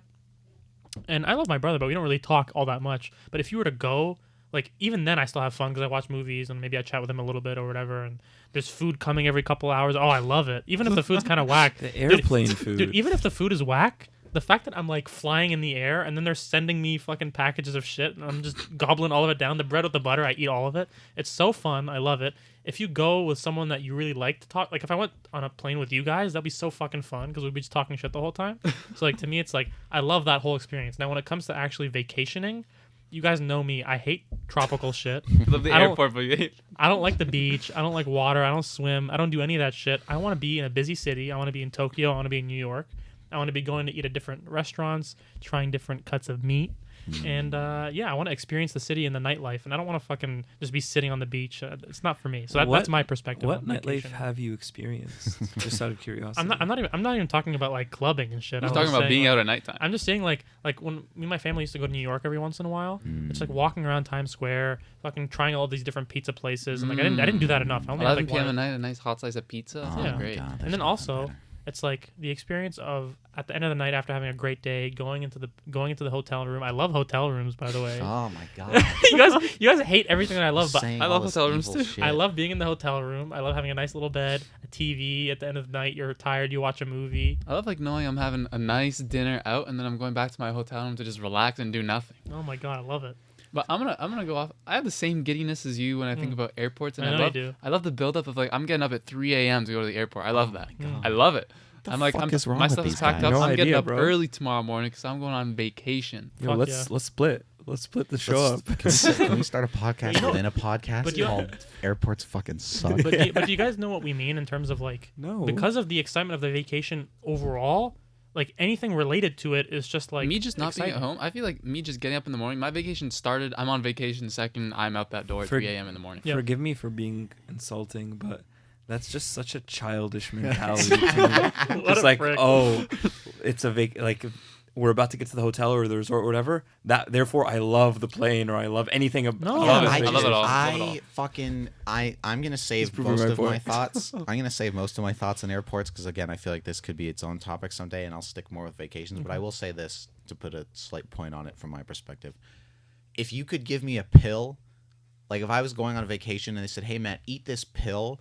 And if your flight is like 8 hours, you're gonna be conked out for 8 hours, and when you wake up, Yep. you'll be where you need to be. I'd be like, give me 3, Yeah. just to make sure I'm in a really heartbeat. out. In a heartbeat, bro. Like I hate the whole travel process. It's just god awful. There was one plane ride which I loved. During COVID, Mhm. we went to Egypt. Mhm. No one else in the plane. Wow. I made a bed for myself, bro. Mm. That shit I love. You know what I'll That's- say? I could get You behind. make a point that like makes me think of why me and Malcolm like the experience because it's part of the package, right? It's like it's the thought of vacationing. Everything associated with it is fun, but you guys hate it because you know none of us are fucking crazy rich boys that get to fly first class. If we flew first class, you would love flying. There's a fucking wait. There's a bed, a full ass bed. You know, you have your partner in there. You fuck, Oh my goodness! Oh my god. Jesus. Holy mother of God. and then the food is like gourmet shit. There's a chef that's cooking it for There's you. a and chef that's Okay, cooking we're for talking you. about Drake's private jet right now. Well, that's what I was gonna say. certified lover boy. If I was on like a private jet, yeah, I'm sure I would have I would enjoy the travel. I'm Listen, saying. if So I you was with don't- Dan More than Bilzerian normal. up in the sky and with all his women. What Mark's saying is you hate being poor and flying. No, you guys hate flying for the reason that you're not flying like luxury. If you flew luxury, you would love flying. It would be part of the experience. I would enjoy it more. I don't know if I'd love it I think I would love it more. I love flying already. Even because though it's junk. I don't like Dude, flying. This is how much I love the flight experience. Maybe it's because my dad works in an airport and he's been working in an airport since I was born. But even when the experience on the flight kind of sucks at times, overall, I look back at it fondly. Like, even if there's a fucking kid kicking my seat and it's like my knees aren't in the best position, like, at the end of the day, I'm like, You're getting off that plane. I'm getting and off- You're going somewhere great. yeah, but like, it's the anticipation. And then also, it's like, I like the feeling of taking off and going down. I like having all my music downloaded and listening to my music. It's just like a time to relax and reflect. The flight to Egypt, I think Patrick can correct me if I'm wrong, but it's like 11 hours or something like that, 11 to 12 I think hours. it's 10 there, 11 back. Sure, something like that. So it's like it's a long one, and I definitely sleep for a little while. But I love movies. Movies are my favorite thing ever. I'll watch a couple of movies. I'll take a little nap. I'll wake up, listen to music. Some guy will bring me food. Like, what the fuck am I complaining about? This is here? my problem though. I can't sleep on planes because I mean, if it's like so a long difficult. flight, then I guess I have to. But it's usually because I'm like so exhausted, my body just gives out. But I can't like intentionally be like, I'm gonna get some shut eye. Even the few times I've gone to New York, that's like an hour and a half flight tops. Even that pisses me off so much. Jesus. Where I'm like, I hate every second of this. But speaking of New York, to get to the vacation part of things. New York. New York. I fucking tell you what, New York is one of my favorite places on earth, and you want to talk about some good vacations, I'll tell you what. Dude. New York is the shit. The food, everybody's angry. I love walking around and hearing nonstop car horns all day. I could sleep. The reason I want to even live in a city like that, like a busy city, or I'd even consider living in downtown Toronto, is because I love sleeping with ambient noise. If there was like car honks and fucking construction going on, people complain about that. I love that. Construction. Silence freaks me out. Construction. I don't like being in my room and it's like dead quiet. Like if my brother's having a conversation with someone or something's going on in my house, I like that because it just like, it makes me feel like comfortable that there's people doing their own thing and I'm just sleeping. Like I like that. Also, when it comes to New York, I've been like twice or 3 times, and every time my parents and my entire family just sucks at planning shit. So when we go, we barely do anything. It's like we'll be there for like a day or 2 and we'll like, try a restaurant and then we'll just kind of like walk around and be like, oh, look at the lights or whatever. But I want to go, all of us, and like fucking have a whole itinerary. How do you say that word? Itinerary. Itinerary set up where we have like X amount of restaurants and like all these different things that we want to do. Like I want to go and fully experience New York because I fucking love the vibe of it. This is gonna make you upset, Matthew. I was talking to one of my friends, and he is of the opinion that New York is one of the most overrated cities there is. It's okay. People are allowed to be stupid. It's a free country. His arguments were it's very dirty. It is definitely dirty. But I feel like, again, I'm a little weird in that sense where, like, I made my dad proud the very first time we went to New York because we were basically, like, in the city. You littered? No. You spat on someone? We were in the city for all of, like, 5 minutes before I turned and looked to my dad and I said, everybody's angry. And that's become kind of like our family's joke with New York where, like, every time we go to New York, like, one of us will make the joke of, like, everybody's angry. And that's the thing with New York where it's like, does it have as a city a little bit of a grime factor to it? Absolutely. You gotta like the grossness. But that's kind of part of the charm. Yeah, Where it's like, it's not as like clean or pristine as like.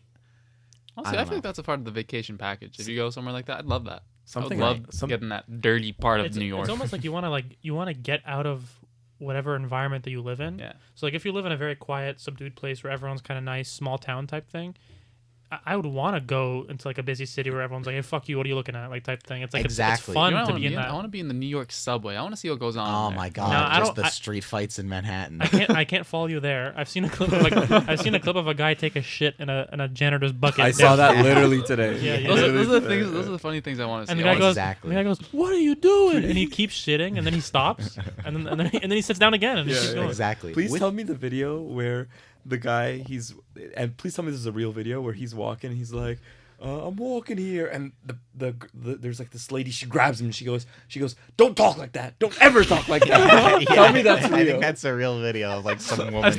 I remember that. That's the thing too, where it's like in Toronto is the similar thing where I like just kind of like walking around or just like people watching in Toronto because it's the idea of like I just like the big bustling city kind of thing. But there's something specifically about New York where it's like What the fuck was that? I was the end of my yawn. I just heard. I heard him moan. I heard, Malcolm really likes New York. I just realized I was I the didn't end think of my he. yawn. I didn't know he liked it that much. But there's just something about New York where it's like there is a certain like grime to it literally. Even the joke people make about like, oh, like the big, subway rats and shit. But there's something about the people in New York too where like most cities, I feel like this is the way I kind of heard it described about New York one time. In almost any other like major city, you could hold the door open for somebody, and if they walk through and don't say anything, and you go like, "You're welcome," to be like kind of a dick and like make them feel like, "Hey, you could have said thanks." Most people in most cities, I feel like, would be like either they would just say nothing and ignore it, or they'd be like, "Oh, sorry, thanks," or whatever. New York is the city where you hold the door open for somebody and they walk through and you go, "Hey, you're welcome," and like because they didn't say thank you, you're trying to be a dick, and they turn around and they go like, "Hey, fuck you, buddy," or like, "What do I owe you a fucking thanks Fuck now, you, you pal." chooch?" Like, or they come at, like they pull a knife out for some reason. Like Jesus. it's a different ball game, and I love it to Honestly, death. I couldn't. Part of me is like, I'm a very sensitive guy. I've said this. This is like one of the most prevalent things I say about myself. I'm very sensitive. I don't think I would love to experience that day by day, like people being dicks to me. I feel like for a couple of days I'd be like, oh, this is New York, this is fun, and then by the fourth day I'd be like, why are you so mean to me? Like, I want to live in a place that's like, I don't know why I think about this, but like I think of like fucking like Portland. I don't know why. Somewhere in Oregon. Yeah, I just think Just about like nice and quiet. Everybody's just- stoned. yeah, fucking hipsters, and everyone's like, Colorado. hey, you want to hang out? And it's like it's all very chill and relaxed. But it's like I love the hustle and bustle of New York, and I love that like grime type thing, like you're saying. But at the same time, like Just maybe you don't want to get knifed. yeah, maybe I don't want to get shanked in my gut. But it's also like it's like a temporary thing. I'd like to vacation there. If the people are like that all the time, I wouldn't want to live there. I'd say. Now, speaking of vacation, because this reminded me of a vacation story I have. The most recent time my family and I went to New York. So here's the thing with New York. Even though I like the grime and I like the like anger in the people, I feel like I can keep up with that a little bit. But I definitely like to be more the like passive. Like I want to watch the arguments happen in New York and see that I'm walking here's, but I don't necessarily want to be like a part of them because I'm like not confrontational. I feel like I sense that inside of you, that you have that in you of like, get the fuck out of here, fuck you. Like you If thought I- that to people here, Yes. but like you haven't been able to do it because it's like everyone's nice. New I'm York just- is the setting to do that, man. I'm You just should very. let your true colors I'm not. out. I am not very confrontational, and I try not to be. And I'm not even talking like a physical manner because I know I'll get my ass beat. But I'm saying even just like a yelling at people kind of thing. Like I'm just not very confrontational. But it's one of those things where if I'm like angry enough, things could definitely slip out. And I feel like New York, if I was like living there as a resident, that might be where I evolve into like my final form. But the most recent time we went, we were crossing the street. Now it's New York where, and I know sometimes you guys get mad at me, that not get mad, but you'll like be worried in like Toronto if like it's not our light to cross the street on, but I just go because that's like the little bit of like, you know, city folk that I have built into me where I'm like, there's no fucking cars, I'm crossing. So we were in New York the most recent time and we're crossing when we shouldn't have been. So like it wasn't our light, but we're crossing. So it's kind of like I'm in the front, then I think my dad was like behind me, and then behind the two, because we walk faster than my mom and my younger brother, so the two of them are like in the back. And because they were slower getting through the crosswalk, some guy in his car, and he was being a dickhead, stopped so he didn't hit them, but he starts honking at them, and not like a bam, bam, he's like just leaning on his horn, Like he Just he passed out on it. Yeah, or when you like kill someone in he's- GTA and their head just exactly, slams on like it. he's just leaning on this thing. Yeah. Well, immediately, that's all my dad needs to hear. So my dad turns around, and this guy's got his like window rolled up and everything. But my dad turns on and just starts like just berating this guy, of yelling at him, and he's making a left turn, like at this intersection, and he literally makes his left turn, stops like part of the way through his left turn, so now he's like blocking traffic, rolls his window down, and then starts yelling back at my dad and giving my dad shit and being like, why you guys crossing the fucking street? My dad's like, well, you don't have to fucking honk at my wife and kid. And it just gets into this whole thing. And I'm just like standing there like observing it, and it was probably like 5 or 10% away from that guy getting out of his car and him and my dad like getting into a brawl on like this New York street corner. And it's just, that's the kind of shit I love in New York, even though in the moment it was kind of like, hey dad, like I hope You don't die. nothing happens here. Yeah. But and it's also so funny just because my dad were like, my mom and my younger brother, even though they were the ones getting honked at after, were like trying to explain to my dad of like, but we shouldn't have been crossing him. Like we were in the defending wrong. him. We were in the wrong. Yeah. And my dad's attitude was like, I don't care, he shouldn't have honked at you like that. Yeah, So it's yeah. like To build on that, It was just the whole thing. street street altercations. street altercation. Thank you. That reminds me of something that happened in Egypt once when I was with my cousins. So we're just walking down the streets of Cairo. It's nighttime, and I have this one cousin. He's like he's got, I guess, issues controlling his anger. I would say I can relate. and he he just injects himself in situations, kind of thing. See, that I don't have. So there's this like older man. He's driving a taxi, and he admittedly he's going pretty slow and he's holding up traffic. And this group of younger gentlemen are in a car behind him, and they're like cursing him, yelling at him. And all my cousin says was, in Arabic, loosely translated, was like, "Oh, like he's an old man, like have to show some respect, like something along those lines. He was just yelling at them, and then all of a sudden the car pulls over. I swear to God, 4 people walk out, and my cousin and them are exchanging words. They're yelling, and I'm like, "Where is this going?" And then, lo and behold, someone Get shoved. gives a shove, and it's on. It's Now on. it's a brawl. My cousin's like Swinging? Yeah, he's swinging, Oh, bro. wow. And it gets to the point where one of them take off their belt and they God. start whipping us with their Oh my belt. goodness. But it was amazing because he's whipping us with like he has the metal part in his hand and he's whipping us with the leather part. Did you get hit? I got hit. Oh wow. And my cousin catches the leather part, rips it out of his hand, and then uses the metal end and starts hitting Oh. the guy back. Yeah. God. And then eventually, like a bunch of people came and like they split it up, but that was terrifying.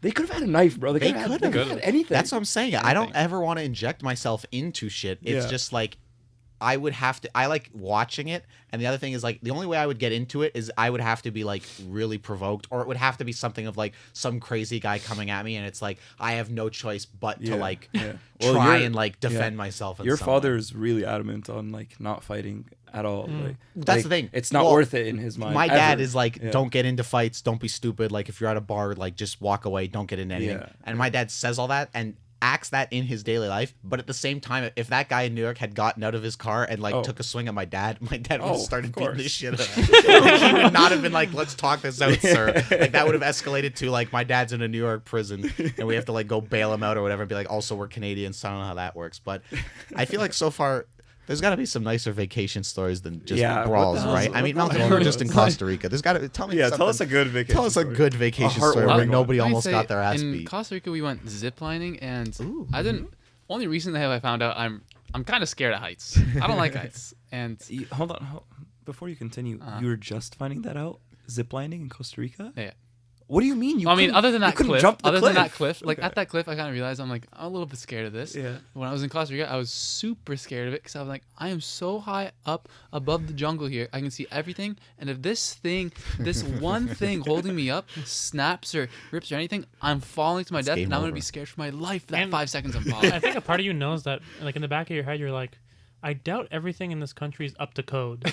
So, Honestly- if one group that's running this like whole event kind of cuts corners or uses like slightly older equipment that hasn't been checked properly, it's like, Oh my God. I'm sure they do check it most of the time, but you never know. you There's know? this one ride in. Sorry to cut you off here, but just on that point, You know, in Egypt. Sorry to bring Egypt back into it. One of the only places I've ever been. just painting it as this like disgusting. No, it's cesspool. quite It's nice. gross. It's Yeah, we honestly love quite Egypt. nice. But there's this one spot we went to when I was younger. Not even when I was younger. It was like maybe 3 or 4 years ago, and it was a place with some theme park rides. One of them was rusty, and they didn't make you wear seatbelts, and it was one of those spinny ones. My cousins made me go on that. That was the one ride I've ever went on in my life where I thought I was actually gonna puke, bro. I was terrified. Yeah. Go ahead, ziplining. Costa Okay, Rica. ziplining, it just, the whole experience, as beautiful as it was and awesome as it was, in the back of my mind, I'm like, this thing might break. This wire I'm going on is 1.5 kilometers long. I have to hold on a little bit to the wire, but if it breaks, I can't do this for 1.5 kilometers. And also, Wait, what do you for- mean you have to hold on to it for Like you have the to keep duration you of have the to ride? keep like And what happens they if give you you let a go? glove and like you hold it so like you keep yourself straight, but if you let go, you just keep spinning and spinning and spinning. Oh, So don't let go, is Don't what let they go. say. But there's another one they put you on where they don't have you sitting in it. They have you leaning forward like this, and your feet are attached to something else. And my Oh, feet are just no. attached to like two little things. by the It's way- they're not strapped in. By the way, when you were talking hilarious. about if you let go, you start spinning. I thought about that video of that 70-year-old woman that was being like helicopter lifted out of the. And then she's in the fucking red like thing, and she's like spinning like crazy. I like that video is so good because the way they cut it together, like the news channel that put it out, it's like she starts spinning a little bit, and they go, "Oh, spin a little bit," and then it like fast forwards like 10 seconds, and she's catching a little bit of speed, and then like 10 seconds later, and she's fucking wow, like a fucking like, like a Beyblade. a propeller. She's Yeah. spinning as fast as the Oh helicopter my god! blades. Yeah. It's, you know when something spins so fast, then it starts to like It's It blurring. looked like a circle. it looks like it's going the other way now, or it's like Yeah. you know what Yeah, I'm It's saying? like yeah, a blur. yeah. You can't even see it anymore. You're like, what's happening? It's like it's this one object that's like It's just a this thing. Yeah. Yeah, yeah. Oh my goodness. But Costa Rica. Well, other than almost dying on a zip line, though, weren't you playing with monkeys? Yeah, or I something? saw a cute Yeah, video I of a wanna- monkey. wait, I just have a couple more things to say about that. The before I move zip on. line? Zipline, Good. But, please. so I was very uneasy about going to do. They call it the Superman thing. So I was like, he's like, "Do you really want to do?" I was like, "Nah, I'm not sure. And he goes, okay. And he just kind of throws me on. I do it twice. And then at the end, there's something called the Tarzan swing. And I was like, I don't know what that is, but it sounds like something I don't want to do. So I walk up to the, like, my dad and my mom, my brother. My dad and my brother can't do it because they were too heavy for it. And my mom didn't want to do it because she's scared. And so... Your brother was too heavy for it? Yeah, the limit's like 220 pounds. Oh, So wow. he couldn't do it. Your brother is nowhere near 220 He's a thick pounds. boy. What are you He's talking about? Daniel's 220 pounds. He's 220 pounds. Dude, Yeah. he's a thick boy. He bulks. All muscle. Daniel got big. Wow. Yeah. But either way, Isabel is crazy about adrenaline. Really wanted to do Tarzan swing. She's like, "You're doing the Tarzan swing." I was like, "Okay." So we walk over towards it. I can't guarantee I'm gonna do it, but I'm just gonna come take a look at it. Walk over to it. We're on a really creaky bridge that leads up to it. That's like Dude, going fuck back and that. forth as we're Fucking walking sounds towards terrible. it. And there's two guys standing at the end of the gate. And I'm like, I don't know what this is, Isabel. I don't really want to do it. She's like, okay, let's just check it out. They bring her. They're like, how much do you weigh? To like see if she can do it. She's like, like 140 something. They're like, okay. I wonder how she's gonna feel about you publicly saying her weight. They like strap her up, and she's standing there. And then she realizes what's going on. They open the gate, and it's just like a rope that's attached to another rope, really far away, and they just push you down, and you fall. It's just like a free fall. And until that rope like stretches gets caught, you swing. Yeah. But it's that free fall part that just Oh, freaked me what out. are you And Isabel, landing Are into, you though? are you supposed to like swing and then catch it yourself? no. It's Jesus like Christ. it's like attached to you here, and you hold here. I thought you were saying that it's a Tarzan swing, so you're not attached to anything, No. and Just they're holding expecting it. you to go from Yeah. one rope to another rope. Yeah. So once you go up, you let go. You let You go. gotta catch. Don't Like the Spider-Man movies you watched, you let go. don't not catch. But I was so scared because Isabel was scared, and I know she jumped off that giant cliff in Guelph, no Yeah, problem. without even thinking Didn't even about wait. it. She just took off her clothes and ran, and that Yeah. thing was tall. And was- this she was scared of. She was screaming. She's like, "Malcolm, I don't want to do it. I don't want to do it." And the guy pushed her, and so she goes, she screams, and I was like, "Oh no!" So when you It's once you see fear, once you see fear in someone who like typically likes that sort of thing, that's when you I'm go. scared. That's what I'm like, gonna die. That's when you. Yeah. So did you end up doing it? And the guys brought me over. He's like, "Are you sure you want to do this?" I was like, "I don't know." And so he just starts strapping me up. I didn't even get a choice. And I don't know if I want to do he brings me up. He's like, "Okay, hold on to this. And the thing is, they don't give me a second to think about if I want to do it. They open the gate. And they go, "Okay, sit down a little bit." Pushes me, and I go, "Oh!" So you go, okay, so you felt that free fall feeling. I felt Okay, it. so now you can do the cliff jumps. I don't want want to do it. I hate it. You could do it at Guelph now, though. It's going to be a fraction of what you just It's not. experienced. Patrick, just get a Costa Rican man to push him. It was scary. Against his will. It was really, really scary. Well, But- I'm glad somebody had a vacation story that didn't end with a almost brawl or But an notice how actual none of them brawl. were like happy memories. It was either It was just fear, like a brawl, getting into a brawl, Because it's dirty not- cities. honestly, traumatizing shit. I think, I mean, it's up to you guys. We could end on this, but I think a part of it to me is like when people talk about vacations, it's like when you're thinking about going on a vacation, it's like I can't wait to relax, put my feet up, have a drink, whatever. But I think ultimately when you think back on it, those moments you don't really remember all that well. It's like the weird, wacky shit that you remember, the stuff that was almost like catastrophic. Like that sort of stuff just like sticks in your mind, and you look back at it like like laughing and kind of fondly. And I think that's what vacations are about. Like I don't really give a shit about, just sitting there and doing nothing. Like that's nice and all, but these types of stories are what I love about vacations. It's like that's why I want to get out of my normal routine. Is just to experience something interesting. you know? I wanted to bring something up, but I feel like it would branch the conversation out further, so we can end here. And All right. we can move on. I think it was. Do you want me to say it? What it was? I mean, it's up to you. A drink that I've come across while being on vacation. And that's the that I- topic. That could be a Go. topic. That I fondly I have enjoy. Getting a cup, asking them to pour half of it as beer and the other half as pineapple juice. Excellent. Just like the porn star, but it doesn't taste like a Why- porn star, obviously. Yeah, But it's that's it. excellent. I tried to let you tell a story, and I We're gonna regret cut that out. it. We're gonna cut that Oh out. shit! I You regret ruined it. it. Cut that. fuck. Cut that. Cut All that. right, one more topic. Cut. Okay, now that we're done with vacation, we're moving on to Patrick Fahim. Hello. So, I guess the way I want to start this off is just giving sort of the background of how it came up. Mm. Okay. So I was at one of my friend's birthday parties, I think parties. Yeah. birthday parties at Cactus Club, Mm-hmm. and What's Cactus Club? Love Cactus. it's like this restaurant and bar. Okay. It's really nice. Thank you. It's that restaurant that has, I don't know if you've ever seen it, the flames on the outside. Ah, yes, You yes, know yes. what I'm talking about, right? Yeah, that's sort of the look of the restaurant, whether it's in Toronto or there's the Yorkdale one. Shoreway. Mm. Yeah. So we're in the restaurant and we're talking about relationships and stuff. And we start talking about adultery. Okay. Mm. Very formal way of saying cheating. And a few of them were really adamant on the fact that they're confident that they would be able to forgive their partner for cheating, and it wouldn't really take as big a toll as people say it would. And I am sort of on the other side of that train of thought or that opinion. Like, yeah. Interesting. Go ahead, just to jump in before you continue. Mm-hmm. I personally am also on that side of things of like, it's easy to say That's right. that, you know, oh, if I've been with this person for so long, like it wouldn't be a big deal. I'd forget, but it's like, it's very difficult to trust that sort of, like, trust that person again. Yeah, go ahead. Mm-hmm. Just to build on that, Yeah. you're right.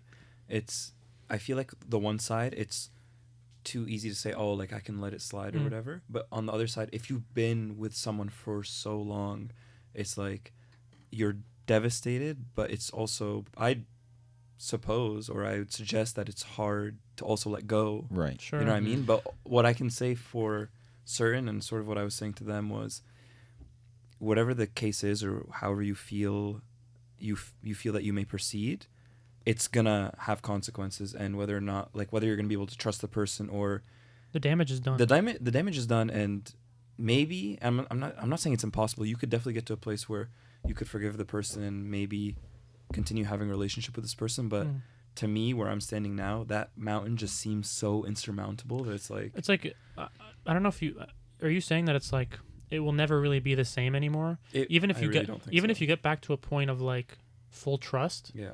There's always Quote unquote. yeah, quote unquote. There's always going to be something that's different, knowing that happened and they betrayed you like that. And it's like, I can't picture being with someone who, like, we went exclusive and we looked each other in the eyes and said, okay, like, we're together kind of thing. And then them sort of, and I feel like we could branch this conversation out to sort of discuss whether an emotional betrayal or a physical betrayal are sort of on the same level. and Patrick and I had a debate with a couple of friends about this at some point, and I want to break that down as well. But what I was going to say is that, like, with that sort of thing, I feel like it also depends on what kind of relationship you're in, or like what stage it's at. If we're talking about, like, you know, we're all in our, you know, we're all 22, 23 or whatever, we're still, you know, in that stage where we're just going to be dating, and it could be serious and it could be long term. But at the same time, it's like, imagine that sort of situation when you're married and you have kids, like that sort of thing. Like I would imagine that in that scenario, there's a lot more to fight for than just like your romantic love. There's like, we want to figure this out for our kids. We want to figure this out for our families, all that sort of stuff. Just for the sake of, like, I feel like keeping the house together, keeping Exactly. the money together, making life easy. Yeah. And then That's also like that's trying a good to, consideration. yeah. And then also trying to repair your relationship, Yeah. obviously. And it's like, I'm thinking, like, if you're dating someone for a couple months or whatever, and that sort of stuff happens, it's still going to be devastating. But to me, it's almost harder to forgive that person and move on with that person, because maybe the connection isn't that deep anyway. That sort of, to me, huge situation happening that's like really impactful. I feel like it's that type of early relationship is more sensitive and is more prone to break because of that, versus something that's like you've been together for a year, 2 years, 3 years, that happens.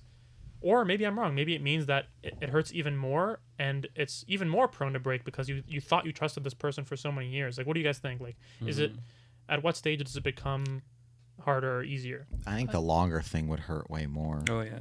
I was thinking of a scenario I was going to ask you guys about. Let's say you've been dating someone for a long time and they tell you that they cheated on you, but they say they did it within, like, they did it, let's say you've been together for 5 years and they said 2 years into the relationship they cheated on you, and it's only at the 5-year mark they're telling you. Interesting. Wow, that would add a layer of, like, why are you telling me this now? And it would add a layer of confusion. There's almost a part of me at that point that's just like, I didn't need to know. Yeah. Like, I could have Well, died happy. I think you know what a part of it is. It's like you almost feel like a lot of the stuff is like, you know, when, like, people say like it's built on a lie or built on something. Like, I almost feel like from that moment onwards, the relationship was like proceeding when it shouldn't have been type thing, or maybe when it should have been addressed. It's like there's this dark thing that's been shadowing the entire relationship. One of the people didn't know about it, but it's like, to me, at the 5th year, if I was told that I was cheated on in the 2nd year, I'd be like, these past fucking 3 years I've been like, acting all normal when this is something that was so terrible that you did and that we should have addressed and all that stuff. Like, that would make me really upset for sure. Just to move the conversation more towards the physical versus emotional. Oh yeah, let's do that. Mark, I'd like you to proceed as if you haven't heard this before. Okay. And I'm not I sure. can give my take on it as well, as in terms of what I would. Yeah. So I'm not sure if Maddie or Malcolm have heard this before, but I'm gonna go around asking each of you whether you would prefer, and of course these are two scenarios that aren't preferable, but you wouldn't want either of them to happen. But if you were to choose one, would you rather your significant other cheat on you physically, so have sex with another person, or emotionally? So And can I break that down? the emotional one, yeah. Yeah. So like what Patrick and I were discussing with our friends is that like the emotional one is like, let's say you're dating someone, like if I'm dating a girl, and let's say for the last year that we've been dating, she started to get close with like a guy friend, and they get to a point, like her and the guy friend, where she's sharing her deepest emotions and she's kind of like venting and talking to him as if she would talk to you, meaning there's no kind of exclusivity to the relationship. Like she's investing in someone emotionally and they're investing in her the same way she's talking to him the same way she'd be talking to you, not in terms of like romantic stuff, but in terms of like being as close, divulging as much, kind of like leaning on him and him leaning on her, like they're in a relationship, but they're not technically in a relationship. So it's like kind of emotional cheating in a sense, where it's like this guy's been like super close to me, and maybe the boyfriend doesn't really even know how close they are and that sort of thing, or the physical thing as well. So like, Maddie, what would you prefer happen to you? Obviously both are terrible, like Patrick said, but do you want me to answer first? Sure. So personally, I said this in the past as well, I would rather the emotional cheating. And I said the complete opposite. I would rather a one-time physical thing that happened, and I would feel like that's easier to deal with than someone who's been kind of like for a year or for many months kind of betraying that sort of, commitment in the relationship of confiding in each other and being each other's closest friends and that sort of thing of like, this person, it's like, obviously it's okay when you're in a relationship to have close friends and to confide in your close friends, but there's a certain level of closeness that you have with your partner that you shouldn't have with just like, especially someone of the opposite gender or of the same gender, as like, especially with someone who you could be attracted to and who could be attracted to you, but that sort of thing, where it's like, to me, the emotional cheating is much worse because of the time period of how long it's been going on. Maddie, what do you think? I guess, but wouldn't a more like apples to apples thing be like, hey, I've been emotionally cheating on you with this person for a month versus I've been like banging somebody else for a month? Well, that's interesting. However you frame it, yeah. Wouldn't that be more apples to apples? If you want to like make it, like I equalize think, it in your here's mind the like thing. that. I think personally, and then obviously we'll get to you, Mr. Malcolm. I think the emotional thing is definitely more, I think it's more hurtful in a way. Because it's like, it is a more intimate thing in a sense, whereas like, oh, I banged somebody else is like, could have meant nothing. it's more of a physical thing that like doesn't imply the same emotional connection that like the mental cheating does. At the same time, I feel like with like, if I had somebody come to me and be like, hey, and this is definitely for sure a thing that has happened in, I'm sure a plethora of relationships of like, you're in a relationship, maybe you've been with somebody for a long time. Let's say there's like, somebody at work, like a new coworker shows up or whatever, and like you get attracted to them. Maybe you get like your work wife. Exactly. And like maybe you get like close to them and whatever, and then it becomes a thing where like, oh shit, like I actually like am attracted to this person, like I'm into this person, like I would actually, if I were single, I would pursue it. And it gets to that point of like, you would do that, but then there's almost like that reining it in of like, I'm not going to kind of, I guess to me it's like, if somebody came to me and was like, hey, I had for like a month I've been Sleeping with someone? talking to somebody okay. and like emotionally attached to them and like genuinely attracted to them and like had thoughts about like Okay. being with them, Yeah, but came back, Mhm. but like didn't, because again it's the emotional versus the physical, so there was no follow through on that, and it's like I had that thing and I know it's wrong, and like I need to cut you off here just for a moment. Sure. One of the biggest delineations between the two options is that the emotional it's platonic. There's no sexual desire in the emotional cheating. It's purely the emotional connection. It's purely like that this person is like oh that's a confide- whole other ball of wax then. that's like if you had a girlfriend and she, you know, got really close with this guy.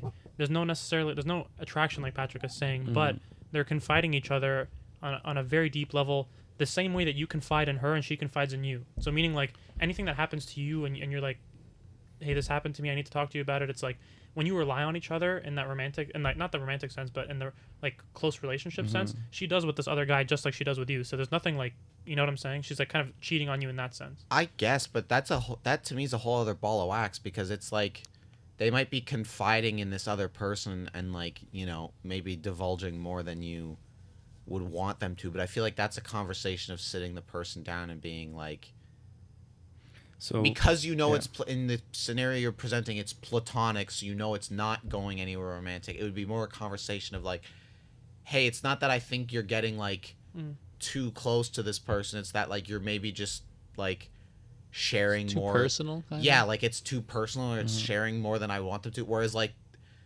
the physical thing is the romantic like thing, and it is more that betrayal where it's like, then yeah, the physical thing would irk me way more. But you know what the thing is to me? It's like, I was thinking maybe it's that the only difference between a romantic relationship and a friendship is the physical part, but it's not. It's like, I was thinking about the way I talk to Maddie, Patrick, Malcolm, like all you guys, you know, we confide in each other, we talk to each other, but there's a certain level of closeness that you have with someone you're in a relationship with that is not comparable to being a friend with someone. That's right. Yeah. So to me, it's like that's what you cross basically, is like you can be close friends with someone, like I'm close friends with you, and we can like, I talk to you about how I'm feeling, I'm upset, whatever, and you comfort me and we talk, but there's still boundaries and expectations put in place where we're friends. Like there's certain things that would be weird for us to confide X amount of times, or be like, you know, if I called you like 20 times in a day, being like, oh, this happened. Like, it's like there's levels there's lines that are drawn for friends that are not drawn for relationships. So she's acting as if she's in a relationship with this guy minus the physical. But that's the thing then. To me, it's not necessarily emotional cheating. It is just the thing of like, it is too personal, like Malcolm said, or it is a whole thing. Because to me, it's what I was saying before, is it's like, if I had a partner come to me and be like, hey, I've been like emotionally invested in this other person for a month, so it is that like emotional thing, and I am like attracted to them or whatever, or like have had thoughts about like pursuing it physically, but I know it was wrong that I did this emotional stuff, but I didn't follow it through, and now I'm like telling you this and coming back to you. That would be a way easier pill for me to swallow than it would be somebody being like, hey, I've been like banging somebody else behind your back for a month. But I think I agree with what you're saying in terms of like apples to apples. I think that the scenario that we set up should be that there is some sort of sexual attraction there. I think that makes it more compelling, because to me it's like, because if it's just a platonic, like if my girlfriend came to me and was like, I have zero interest in this person, and it's purely just like, maybe we're a little bit too personal with like what we tell each other, whatever, like I might be like, hey, maybe like that would be like a conversation of like, hey, maybe like don't, but that wouldn't be. So you're saying that you would prefer the emotional cheating. Is that your final answer? In the scenario you're painting of it's just a platonic thing, I would prefer the emotional thing. Okay. Even if it was a thing where they were romantically interested, I still, even though there's like a deeper personal thing with the emotional thing, I still might prefer that, because again, them coming to me in the scenario of like, hey, I've been banging somebody for a month and I know that's wrong and I'm sorry I'm telling you about it, that to me is like, well, you've already crossed the line. Whereas coming to me and being like, hey, I've been attracted to this person and have like actively thought about like, oh my god, what if I did cheat on you with this person for a month and that's wrong and I'm sorry but I didn't, then I'd be like, you've mentally crossed that line, which is definitely an issue and a problem, and like we're gonna have an issue, but like you didn't follow through on it in like a real practical I think that this way. My answer of I'd prefer the physical thing was with the understanding that it's a one-time thing. If we're now changing the scenario of like, yeah, I've been banging this guy for like, once a week for months, then to me that becomes a different scenario, and I would rather that of like, I didn't follow through with anything. I've been having these thoughts, and I'm coming to you, and there's a certain level of like trust there where I'm like, well, thank you for coming to me, and we can talk about this and we can figure this out. Let's keep it to the one-time thing. If it's a one-time thing, then fuck. But with the way Maddie describes it, he's pulling me into that direction of I'd rather the emotional cheating, because it's like, there's no. But the thing is, like, it depends on whether the sexuality there, Yeah. I don't know. Go Let's ahead. hear from Malcolm. Malcolm. I've paused this for Now too that I can long. give in my Get 2 off cents, off, get off the I bench. am more on the emotional side as well. Like, you prefer if that I happens to you? prefer if that happens over the physical, because I can't. Because in my head, when I hear someone, let's say Isabel came up to me and say she physically cheated on me, I couldn't get the image out of my head of her banging another guy and just like going crazy. It would make me so mad. Yeah. So mad. Now, yeah. Malcolm just put his And fist so- through some drywall. I feel like the emotional cheating is something. It's like kind of like crossing boundaries of like relationship, like talking and problems and kind of, I don't know, flirting kind of fits in there, but I think I would rather that because it's something you could talk through, especially if she came to you about it, saying she like feels really bad about it. I'd rather her feel bad about emotionally cheating on me than actually going and bang someone. I would agree, and my answer Has with it changed? with this setup. It would be that I'd rather the emotional, because at least there's like communication going on there. I feel like the physical boundary is more like the physical boundary versus the emotional boundary. To me, the physical boundary is a the bigger, physical boundary more, is also an emotional boundary for it yourself. is. Oh, I mean that's true. Like having sex with someone to me is like a very intimate thing, and it's something that sort of boundary to be that line to be crossed. That line is further than the emotional line. Like, because that line, like Malcolm was saying, most of the time, I mean, the way I think about it is like it is a very intimate thing that's very special, and so there's the emotional component of that physical thing. So that to me is both of those negative things happening versus just the emotional. I could deal with the emotional in that setting. I feel like the emotional, I feel like you could recover from it a little bit. Like you can talk through it. You can, like she can show you that you can trust her. Like things are gonna happen again. She can get rid of everything that happens. Especially if there's like an open and honest dialogue between you two, where she's like, I had this thought, and like the question becomes, what if she had this thought that she was attracted to this guy and they were getting close like at month 2, and then they continue to talk for another 10 months or whatever. You know what I'm saying? Like the question becomes, how long are you willing to, like, at one point does it become it's gone too far, and now this is worse than the physical thing of I've been talking to this guy, like I'm into him and we flirt for like a year. The kind of thing where like you like talk about it, you say you're gonna stop it, and then she continues anyway. Yeah, for like a year or whatever it is. What I was gonna say is, like, even in the worst case scenario where if, let's say, the emotional cheating thing goes wrong, or let's say your partner comes to you and is like, hey, like, I've been, let's say, a couple months talking to this person and becoming emotionally invested in them, and like I am attracted to them, and even if it got like it went I get so fucking but mad, even if it went like the worst possible path of like your partner coming to you and being like, hey, like, I actually am more interested in this person than you, and I want out, kind of thing, which is like worst case scenario. Even in that, I would have some solace in the fact of like, obviously I'm like incredibly hurt and disappointed that they would basically be coming to me and be like, hey, I'm breaking up with you for this other person. But even in that, there would be some comfort I would take in the thing of like, at least you're coming to me and like paying me the respect to be like, we're done. And again, obviously I'm not happy about it, like, it sucks, but at least they're coming to me and saying, we're done and I'm going to be with this other person over here, as opposed to, hey, I want to follow up with this other person instead of you that I've been like already like having sex with. Instead of I fucked Ted.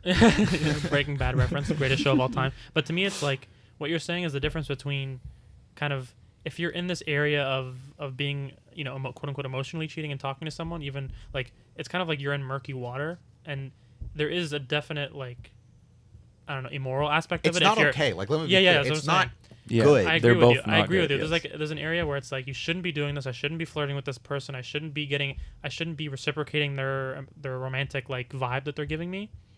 But it's not as clear cut and clean as, you know, oh, I had sex with another person. That's more like, that's less murky. That's more like black and white. That's bad. That's like 100%. Yes. You know. Yes. Right. It's still a betrayal. It just isn't like, Now, you know. Now, to build on this conversation, you might find it interesting to know that in this scenario posed, it's been demonstrated that there's sort of a gender divide on how Yes. people answer this question, Can you guys guess? such that Yeah. the majority of women Let them prefer. guess. Let them guess. So, Maddie, what would you think the majority of women prefer? And Malcolm. Honestly, I feel like physical. I feel like since women are so emotional, they can't imagine their man going out and just talking to girls behind their back and getting so emotionally invested in another girl. And Maddie.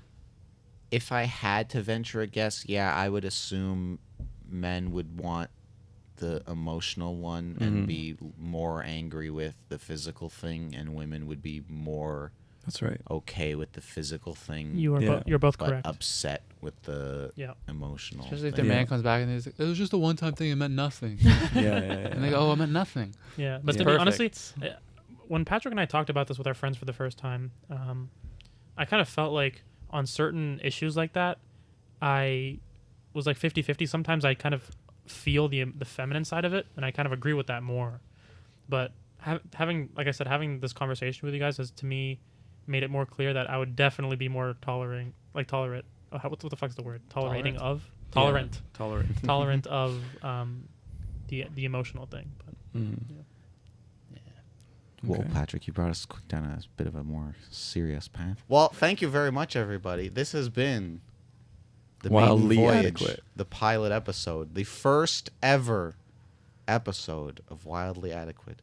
We hope you enjoyed. Oh my god, I thought you were gonna say podcast. No, I did it your way. Patrick wants to keep it short and sweet, which is my nickname. We in high hope school. you enjoyed it and were entertained and maybe even learned something. I doubt it, but who knows? Maybe you even learned something. Maybe you learned something about yourself. And really, that's half the battle.